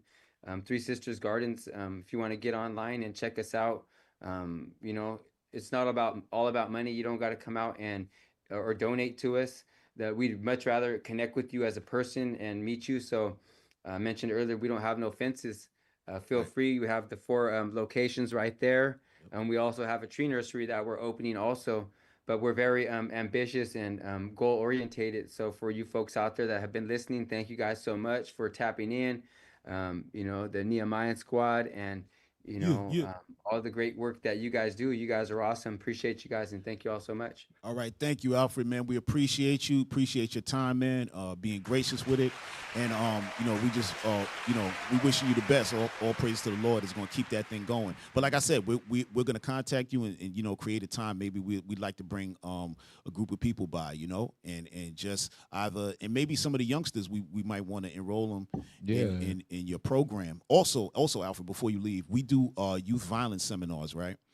And maybe you can be one of the key speakers, because I think something like that where kids can actually come through and be part of your program, I think that's a beautiful thing, man. Because everybody always thinks, okay, we're going to put them in sports, and nothing wrong with that, right? And different things. But the farming, I think when they get their hands in there, man, and really learn something, you know what I'm saying? That's like a great thing, man. So hopefully if you have time, we'll try to reach out to you sometime within the next couple of weeks, and we'll see, what we can put together, Awesome. I look forward to it, and thank you all once again, man. Yes, sir. All right. So everybody, Alfred Melbourne. All right. Thank you, brother. Appreciate it. Hey, thank you for coming through, Alfred, man. Thank you for your time, man. Yes, sir. Yes, sir. All praises, man. Yeah, that was excellent. It's always great to have on, our people on there doing great things. That's a great thing. The brother said that they grew 30,000 pounds, man. That's 30,000 pounds, bro. Think about it. When we're eating, because, we got our little food meal, our meal prep. Right. And we'll eat like 3 ounces of vegetables and that's a lot. Yeah, not even a few pounds. Exactly. Yeah. That's only a couple ounces. Yeah. And we like full, bro. We like, so imagine 30,000 pounds. Yeah. And then being able to give that out. That's a beautiful thing right there. That's 30,000 pounds in Sacramento. Right. That's one farm. So imagine 10 farms doing that, or right. You know what I'm saying? All across the globe, man. We can feed ourselves, man. We don't need this Absolutely. paper dollar, man. Right, and that's what he was bringing out. He was like, he would like to have 10 of them. Yeah, right. yeah. Because if you're doing 30,000 with 10, with 4, what are you doing with 10? Man, come on, everybody's going to be well. Everybody eats. Yeah, everybody. Yeah. No GMOs. Oh man, bodies is not getting sick like they used to. You know, man, and we sustaining ourselves. I like how you connected the youth violence with the brother because he said he did 18 years. Yes, and something like farming. Right, turned him around. You know what I'm saying? You would never. Think that. That was incredible. Yeah, that was his interest. Right, being in there and then considering farming. Right. When you in there, your mind ain't thinking about no farming. You think about a different kind of farming. Right, you surviving. Yeah. Right, you think about growing. You think about growing that other form of crop. Man, he was tired of eating that peanut butter and peanut butter sandwich. Man, he was like, I gotta get some real food when I get out of here. Yeah, real talk, and that's a great thing, man. Yeah, we got a caller. Oh, okay, bring the call out. Hopefully, they might have wanted to speak to Alfred, but now they got to talk to us. They got to talk to us, man. We can't keep Alfred all night. He gave us love, man. That was a lot of love. That was a lot of love, man. Yeah. Shout out to my boy Alfred again, man. Yeah, man, that was beautiful, for real. Caller, talk nice, caller.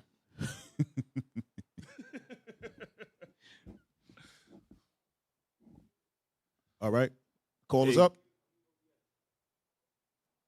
Caller, what's going on? What's going on? Welcome to the squad. Go ahead. Oh yeah, man, y'all doing the good work, man. I'm up. I'm down here in Cleveland, Ohio. So yeah, I know the time zone is different. Yeah, I know y'all is. So yeah, I was just watching what y'all had brought out. I wanted to talk to the brother, but I can talk to y'all too, because I found out through my legacy, my family legacy, that I was the Nation of Creek. Okay. So, and they came over. Yeah, my great grandfather name was Tony Davis Sr. He came over here from Nigeria in the late 1700s. Okay. And he came over here, and when he came over here as I ain't gonna talk about myself, but he came over here on a pickle boat, like hid on a pickle boat, and he came to Georgia. And when he came into Georgia, right, it was against the law for a freed man to be down there, so they would take him back into slavery. So you know what he did? He hid amongst the Creek nations, and that's where I come from. Okay, yes, so yes. Like, yep. No, that's real talk. Yep. Yeah, go ahead. I'm sorry. Yeah, no, I was saying that what you about to say? when Judah came here, we're gonna say when the tribe of Judah came here, right? The so-called black slaves, that the so-called black slaves, Judah and the tribe of Gad, they wound up becoming one. In a lot of different of the tribes, they started to assimilate with each other, right? And when you see things like that, you have to know that was a family. Like, what made them do that, right? You didn't see that with any other people. You didn't see that with a bunch of Europeans just coming in. Generally, the Europeans made themselves part of the tribe because they wanted to get something out of it, right? Like they wanted to steal oil rights and things like that. So they married into the Native American tribes, right? They married into Gad, so in order for them to steal resources, right? But that wasn't the case. That wasn't the case with Judah. They got with Judah out on the strength of we together. This is us. You got to remember that we don't have all of the little pieces of history, but believe me, those people probably knew that they was family from way back. They knew, you know. I think a lot of that history is in that Black Indians book.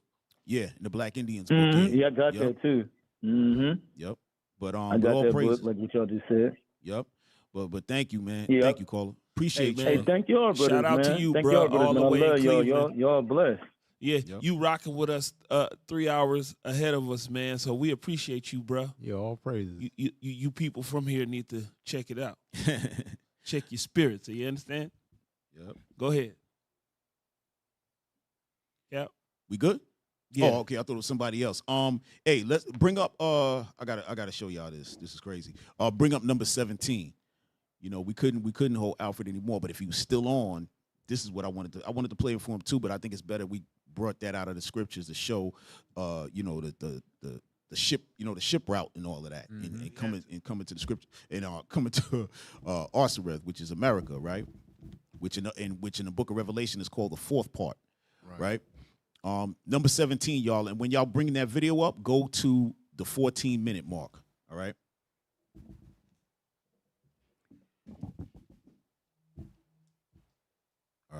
Don't. And some of these. Hey, not 1402, but bring it to like 1350 or something like that, y'all. Come on. Yeah, they bugging out. All right, that's good right there. That's good right there. Hit play. And bring the volume up. Believed that indigenous people were not only fellow seekers, but that, quote, the Indians were probably of Jewish descent of the lost tribes of Israel. Right. Pause. Do me a favor. Bring it back to like 13 minutes. Bring it to 13 minutes. As good as these other ways of knowing or these other technologies. Thankfully, not everyone was persuaded by this interpretation of the doctrine of manifest destiny. From the very onset, both Catholics and Protestants and non-religious people and Jews, actually, from the very beginning, emphasized the probability that other people had been here before us. Stop. Hit pause. Now, how does that make any sense? They came to the Americas and found people here. They found civilization. They found buildings. They found reservoir systems. They found everything here, right? Sewage systems and all that. There's books that show you that all that was present. He said the Protestants, the Catholics, and even the Jews, he's talking about the white Jews, right? They said that when they got here, they came to consensus that there were some people here before them. What the hell are you talking about? This is the madness. But go ahead, read. I'm sorry, play. People and Jews, actually, from the very beginning, emphasized the probability that other people had been here before us. Oh, stop. Pause. They said the probability that other people have been there before them. Meaning what? Visiting America, right? When you read in a book of Chronicles, I believe it's Chronicles, maybe it's King, I can't remember, when it talks about Solomon's navy, right? Right, it's in Kings, right? And if you could find it, let's bring that out, right? Because the Israelites used to be traveling all over the place. That's how come they had that route in the first place. They knew how to get there. Nobody really stayed there, right? They would go all over the world, get things. You hear about Solomon, he had pretty much a zoo. He doesn't use the word zoo, but he collected animals from all over, right? But hit play. We had to enter into a respectful relationship with them if we were going to learn anything and survive. Indeed, our survival depended upon them. You heard that? Sadly. Hit pause. He said the European survival had depended upon Gad. Damn. Depended on it. So what did they have to do? Remember the scripture we read about how they humbled themselves, right? Crouch they humbled down. themselves, right? Crouched down to learn. But what? Well, all right. We're going to get into a second, right? And what? They humbled themselves to learn, and then they had war in their heart. Go ahead, hit play. In 1991, while serving as What's going on? Hit play, y'all. What are y'all doing? Our survival depended upon them. Sadly, this way of thinking conflicted with prevailing attitudes about Native Americans. Roger Williams, founder of the First Baptist Church in America, in the mid-1600s, believed that indigenous people were not only fellow seekers, but that, quote, the Indians were probably of Jewish descent of the lost tribes of Israel. Right. We do have missionary efforts. Hit pause. Hit pause. It was no probably. They already knew who they was because they knew that they came over here from before. Right. You understand that? They knew that. Remember, Christopher Columbus, he traveled with a Hebrew translator. Yeah. Right? What are you traveling with a Hebrew translator for? You know, because you know who you're going to meet some Hebrews. Right.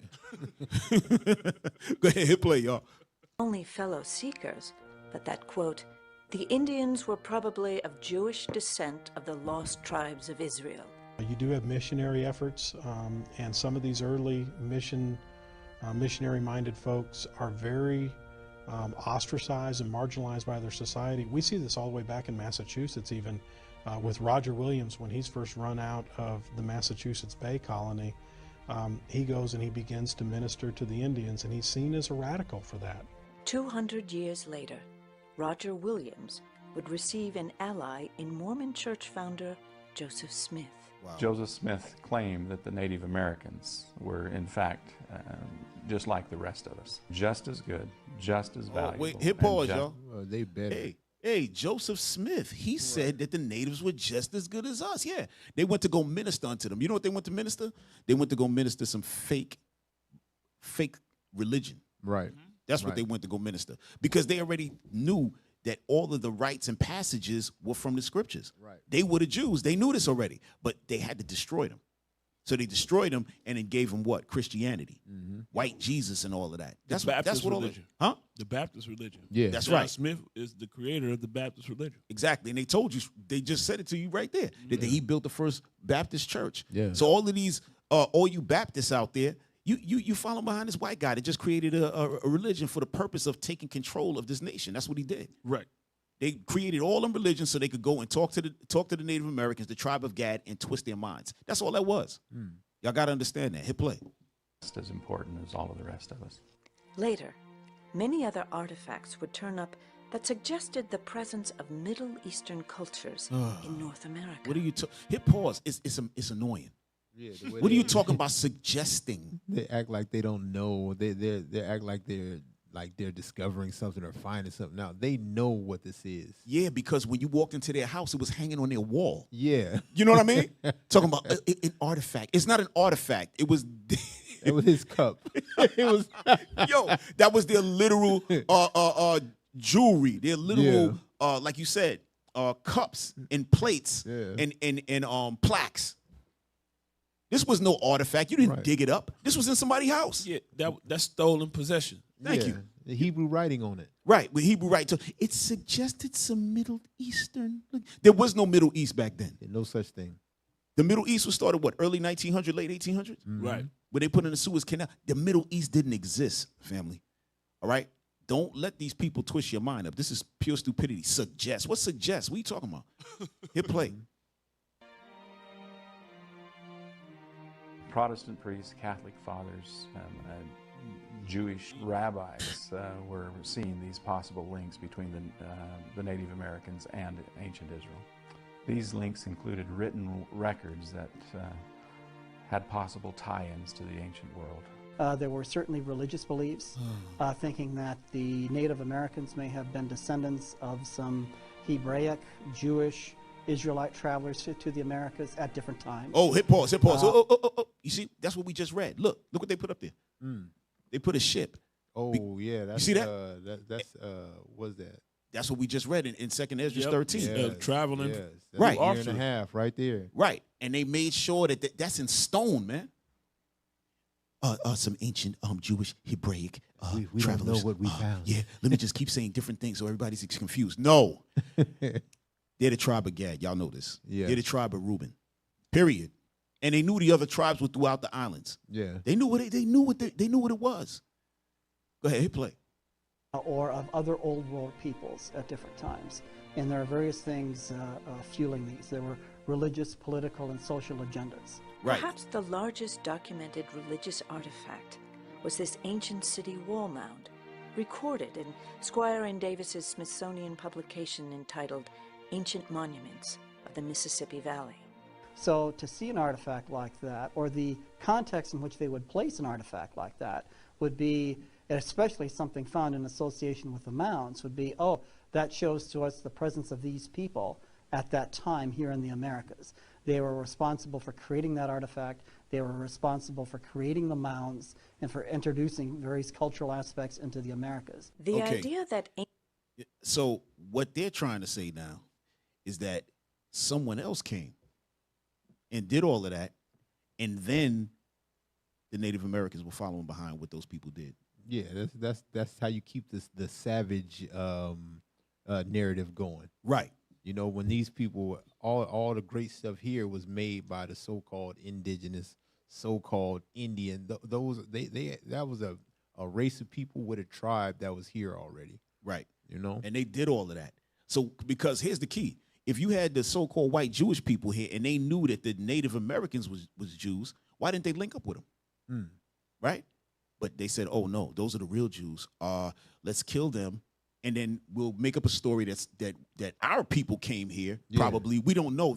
Some artifacts suggest that some Egypt or Hebraic, Israelic, Manutaic, Sortaic, Manuscript. Yo, they just start saying a bunch of foolishness. Start making stuff up. Yeah. Right. By the time they get finished talking, nobody know what the hell they talking about. Right. But all you know is that the Native Americans know that they didn't do that. Yeah. That they just following behind some artifacts that was man, this is annoying. It is. It is. That's their move. That's the deaf adder right there. You can't charm that. No. He's acting like he doesn't know that, murdering 300 million Native American Indians was bad. I don't know. Right. Our ancestors may have done that. Like, no, you did that. Yeah. You did it. Yeah, you know. You did it. Right. You know, they got sick. They got disease. No, you gave them a disease. Yes. Yes. You gave it to them. You killed them. Yes. Same way you killed off the Aztec. We know this. Yes. You know what I'm saying? Buffaloes was taken down. Right. So we couldn't eat, so on and so forth. And this is why you can't bring along Washishu. Yeah. No. But hey, that's interesting though. That name Washishu, because that's Ishashua. Yes. I'm telling you, that's Esau. That's his name. Mm-hmm. That's his, and I know Alfred was saying that, you know, it's not necessarily meaning white people per se. Yeah. But the fact is, they were the invaders that made that name popular. Right. amongst Gad.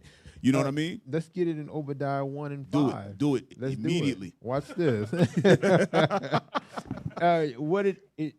Washishus meant greedy, excess, fat. You know what I'm saying? Right. Having too much, right? Right. So let's get Obadiah 1 and start at 4. This is the book of Obadiah, verse 4. Though thou exalt thyself as the eagle. There's a nation on the planet whose symbol is the eagle. Read. And though thou set thy nest among the stars. They want to figure out what's out there. They want to land on the stars and the moon, so on and so forth. They're doing those things, read. Thence will I bring thee down, saith the Lord. All right, now here goes some nature of this nation. Let's see, read. If thieves came to thee, if robbers by night, how art thou cut off? Would they not have stolen till they had enough? A regular thief like you or I would steal till we have enough, right? Me, myself, even when I was young, I thought, man, all I need is $1 million. I'll be good for the rest of my life. But now Washishu, he wants $1,600 million. Trillion, billion. Yeah, trillion. he want a gajillion dollars, right? That's more than you could ever have, read. If the grape gatherers came to thee, would thou not leave some grapes? Right. I would leave a few grapes. I can't tell. I would only take what I can hold in my hands. He wants the whole field. Yes. Right? He wants the root. Right. How are the things of Esau searched out? How are the things of Washishu searched out? Read on. How are his hidden things sought up? Watch this. All the men of thy confederacy have brought thee even to the border. The men that were at peace with thee have deceived thee and prevailed against thee. They that eat thy bread have laid a wound under thee. Right, so everybody that they've destroyed, right, and their confederates are starting to turn against them now. Everybody's starting to turn, and that's what we see in the present time. You're hearing wars, rumors of wars. Everything is accurate. Every single thing. We talked about it. And this is what I love about our show here is we having conversations with people that don't necessarily know the scriptures, but they're speaking exactly what the Bible says. Right, absolutely. And we're able to point it out and say, you see what you just said? That's right here. Boom, boom, boom. Making the Bible absolutely true. Yeah, 100%. 100% real. Yeah, the challenge with Gad is they've been so betrayed. Right. They've been so murdered by Washishu that they don't want anything that he has touched. Right. And they'll associate the Bible with the European colonizer. When come to find out that he has nothing to do with this particular book. The same way he stole this land, he stole this book. This is an ancient artifact of the Israelites. The same way that cup was the Native Americans, this Bible is the so-called Native Americans. This Bible is the Israelites, blacks, Hispanics, and Native Americans been stolen, and now they can act like, well, we don't know exactly what Jesus looks like. We don't know where he comes from. Maybe the Middle East. He might be copper color. But they know exactly who the people are. Right. Maybe olive colored. We just don't know. Yeah. God shrouded in the mystery. world. That's the move. That's the move. Hey, let's talk about Washishu. Let's get Habakkuk 2. Let's get Habakkuk 2. Hey, let's talk about Washishu. Right, because you know what? I like to do it because it's here. God wrote this it's here for a reason, right? So we can look up and say, is there a nation doing this? Is that a real people, right? So let's start at 4. Habakkuk chapter 2 and verse 4. Come on. Behold, his soul which is lifted up is not upright in him. The soul in his body is just not right. For some reason, they're often serial killers. Not it's just the soul in them is not right. They kidnap women and rape them, and you know what I'm saying. This is just something that the soul is in them. It's just not good. Read. Right. But the just shall live by his faith. That's us. Read on. Yea, also because he transgresseth by wine. He is a proud man. He's a very proud man. He thinks the Native Americans are just as good as him. Right. When the Bible says the Native Americans are far above you. Yeah. They the ones that had the irrigation systems, pyramids that you think aliens made. Just because you can't understand it. We have been better than them from the beginning. Right. But they proud. Read. Bring it out. Neither keepeth at home. They don't stay where they belong. They come into other people's lands. Right. They all in other people's business. Read. Who enlargeth his desire as hell. Everywhere he goes and takes over becomes hell. The soil goes to hell. The water goes to hell. The food goes to hell. The people go to hell. Right? Read on. And is as death. He is as death. Anything he touched, it died. Read on. And cannot be satisfied. He cannot be satisfied. He is washishu. Excess, fat, need more. Real talk. Read on. But gathereth unto him all nations. The nature is he wants to gather every nation to himself. Read. And heapeth unto him all people. Read on. Shall not all these take up a parable against him? All the people that he takes in going to be against him at some point. Read. And a taunting proverb against him, and say, woe to him that increaseth that which is not his. Destruction to the people that increase that is not theirs. Not your land. Not your water to be selling us. Right. Not your wood to be selling us. Right. Not your land to deport people out of. This is not yours. Terrible. Woe to that person that increased that's not his. Right. Read on.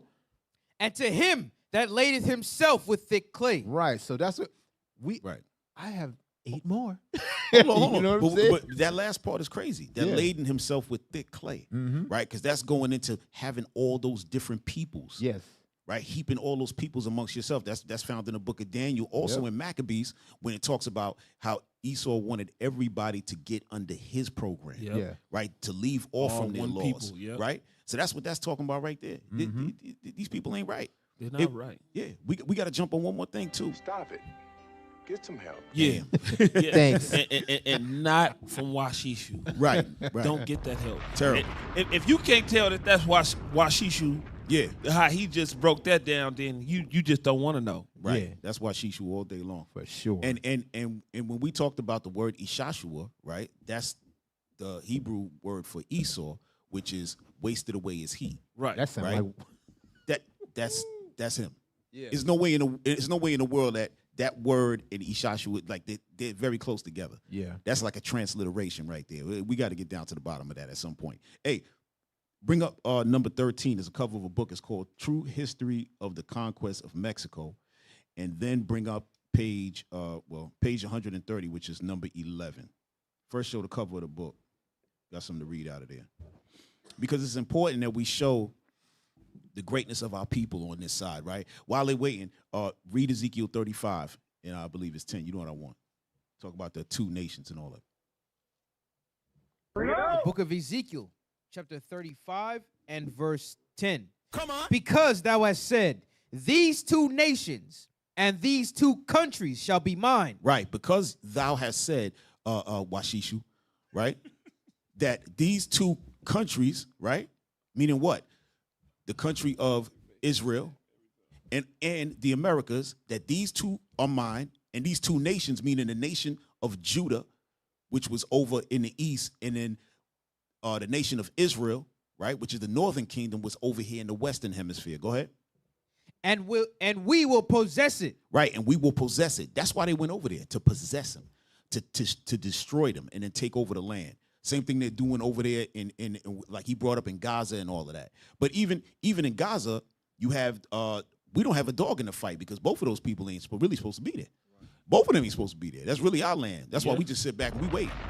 We can't root for anybody. We just waiting for the Lord to do his thing. Yep. All right. Read on. Is that it on there? Whereas the Lord was there. Okay. All right. So, hey, y'all got that? Number 13? Bring that up. We don't got that much time. Okay, there you go. Go ahead. Read that title, bro.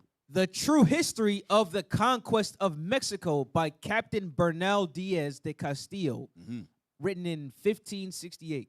Right. Well, it says one of the what? Conquerors, right? One of the conquerors. Yeah, don't leave that stuff out, bro. All right, bring up number 11. Okay. I want you, we're not going to read that whole thing. Go all the way down to the last paragraph. The last paragraph at the bottom, right there. And then we're going to go to the next page. Go ahead.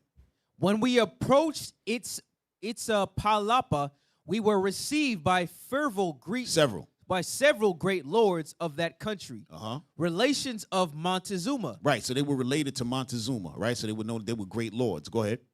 Who conducted us to our lodgings there in palaces, magnificently built of stone. Now, this is Mexico they talking about, right?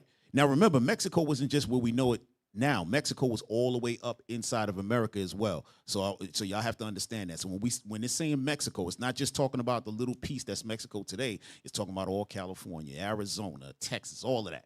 All right, go ahead. And the next page, y'all. Should be 12. Right, go ahead.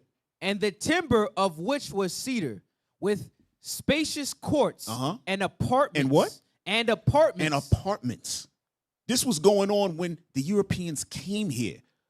All right? So, brothers and sisters, y'all watching, you have to recognize what was happening here. When he said, I'm coming to possess both countries, he meant it, to possess those countries. He didn't come over here and find a barren piece of land. You think Esau was coming for some barren piece of land? They can't do nothing on their own, y'all. They have to steal. Go ahead. Furnished with canopies of the finest cotton. Go ahead. After having contemplated these noble edifices, we walked through the gardens. Go ahead. Which were admirable to behold from the variety of beautiful and aromatic plants. Aromatic plants. And the numerous alleys filled with fruit trees. Right, so they had alleys filled with fruit trees. Go ahead. Roses. And various flowers. Come on. Here was also a lake of the clearest water, which communicated with the Grand Lake of Mexico by a channel cut for the purpose and capable of admitting the largest canoes. So they actually made, so now when you think about the Panama Canal and all of that, that's what they created. An area that when you come in from the sea now, you go into these canals that are smaller, but it's taking you directly to where you had to go. There's a lot of planning and everything that's going on with this. All right, go ahead. The whole was ornamented with works of art, painted and admirably plastered and whitened, and it was rendered more delightful by numbers of beautiful birds. Damn. When I beheld the scenes that were around me, I thought within myself that this was the garden of the world. That this was the garden of the world. Don't you understand? Every time something is written, they keep saying this is the most beautiful thing they ever seen. All right, go ahead. This place was at the time of which I am speaking with one half of the houses in the water. Wow. And the other half on dry land. But all is destroyed. And that which was a lake is now a tract of fields of Indian corn, and so entirely altered that the natives themselves could hardly know it. Right. How did that happen? Because Washishu came. Yeah, hey, that's exactly what it said in Obadiah. He didn't leave a grape, bro. Right. Damn. Everything was gone. The beautiful water houses was gone. It was just a field left. Right. To the point where the natives didn't even recognize what the hell was going on anymore. Man. And that's the key. That's what they do to what? To separate a man from his heritage. You know what I'm saying? We don't got much time. We got to go. But read this one last one. Micah, chapter 2, real quick. Bring it out. Micah 2. Come on. But all praises to the Lord for a great show tonight. You know, we're going to leave y'all with this. Micah 2. verse 11? No, starting at verse 1 and 2. Micah chapter 2, verse 1. Woe to them that devise iniquity and work evil upon their beds. Come on. When the morning is light, they practice it because it is in the power of their hand. Right. Woe to them that devise iniquity and work evil upon their beds, meaning that Esau's just thinking about this thing at all times. He's sleeping and thinking about it, dreaming about it. I can dream about you. He just want to dream. He just dreaming about sin, dreaming about iniquity. Go ahead. And they covet fields and take them by violence. They covered fields and you see why they coveted it, because when they got there, it was the most beautiful thing they ever seen. Exactly. And they said, you know what? We got to have that. That's what Ezekiel 35 was talking about. And they took it by violence. Go ahead. And houses and take them away. So they oppress a man and his house. Go ahead. Even a man and his heritage. Right, a man and his heritage. And that's how come what? Our people, who's the tribe of Gad, the tribe of Reuben, they don't know who they are, right? And that's our job, to bring the understanding to them, and also to the tribe of Issachar, right? And that's all this stuff that's going on now with ICE and everything else. Lord willing, they able to, in affliction, seek the Lord, you know? Yeah. Well, that's all we got on that, y'all. So Most High in Christ bless y'all, you know what I'm saying? It was a great show. Excellent. Oh, yeah. Oh, damn. Oh, somebody. Yo, didn't we say we was going to do this in the beginning? All right, donate to the Booster Club, y'all, the Isaiah 11:11 project. All right, we're going all over the world, gathering the 12 tribes. All right, but we need y'all help. All right, because it's very expensive. Those flights, the hotels, the food, and everything. You know what I'm saying? And we need y'all help. All right, so donate what you can. All right, and let's bring the 12 tribes back together. All right. Yes, sir. That's right. Yes, sir. All right, yeah, and save a couple of dimes for us. You know what I'm saying? For the Nehemiah Squad show. You know what I'm saying? We need some. What do we need now? We need some nerds in there. Yeah, we need a couple more nerds. We got to get some nerds for the broadcast team. Buff You know what I guys mean? in the IT. We need some screeners for the phone line. Oh yeah, that too. Yeah, and we need a new phone system, y'all. So help us out, right? Throw us a couple of dimes, right? They go to PayPal QR code. That's iuic.norcal@israelunite.org. All right. Throw up that next thumbnail for next week. All right. So next week we got a sister coming on, Mommy Lana Akins, all right? And we're going to be talking about social media. It says how social media is rewiring our brains for the worst, right? I know a lot of us, they like to sit down and scroll all day, scroll, addictive. Instagram, TikTok, and be just getting lost in that thing, and you're making yourself dumber and dumber as the day goes on, right? So Lord's will, life lasts. We're going to be here next Monday, 8:30 p.m. and deal with our sister, Mommy Lana Akins. All right. So, yeah, that's what we got. Hey, Officer Shim, man. Yo. Take us out, bro. All right, come on, man. Come with this, man. Can you come with this, man? This man over there laughing and smiling. Yo. What in the world?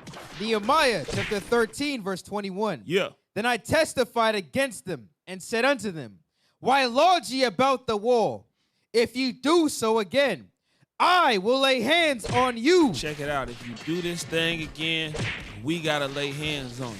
Y'all know what it is. If you don't donate to the Booster Club, we got to lay hands on you. Yes. Hey, and if you keep on believing in old Washishu, you better stop it, because he looking to put hands on you. That's right. This is the Nehemiah Squad. Thank y'all for tuning in. We are your hosts. I'm Officer Shim. Yeah. That's Captain Zaccai. Yeah. That's Officer Judah. We out.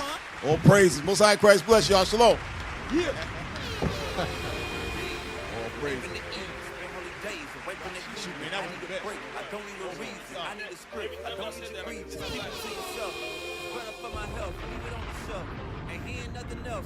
Night and the night, knowing the price, pay it off with my life, till it's out with your lights, do it all for the Christ, and he ain't playing nice, knew the end from the start, fix your face like it's art, the sons of a simp, call them Bart, yeah you did your best, played your part, but now it's time to cut you to the heart, flex on occasion, it's the strangest of the salvation, you see it, believe it, amazing. Them chariots coming invasion, since the creation, war of mine, Lord bless the general, greatest nation, eat them unequivocal, bombs dropping buddy, cause it's biblical, start shit, now it's time to finish, whoa. Said he won't vote, he looking for smoke, so, we give him some more, we want the world, we breaking them down, taking the king.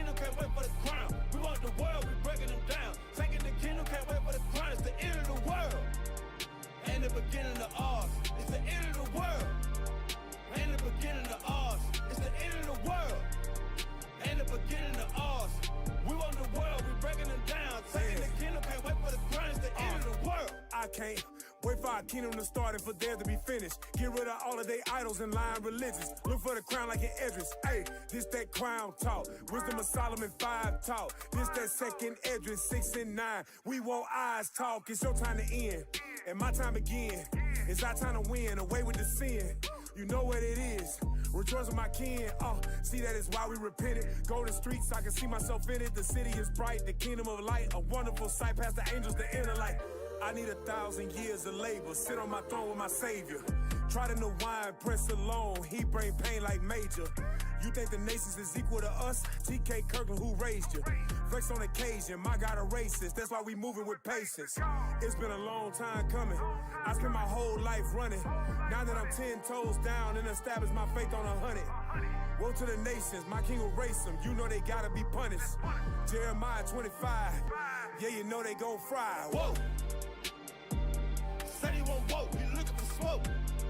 So, we give him some more. We want the world, we breaking them down. Taking the kingdom, can't wait for the crown.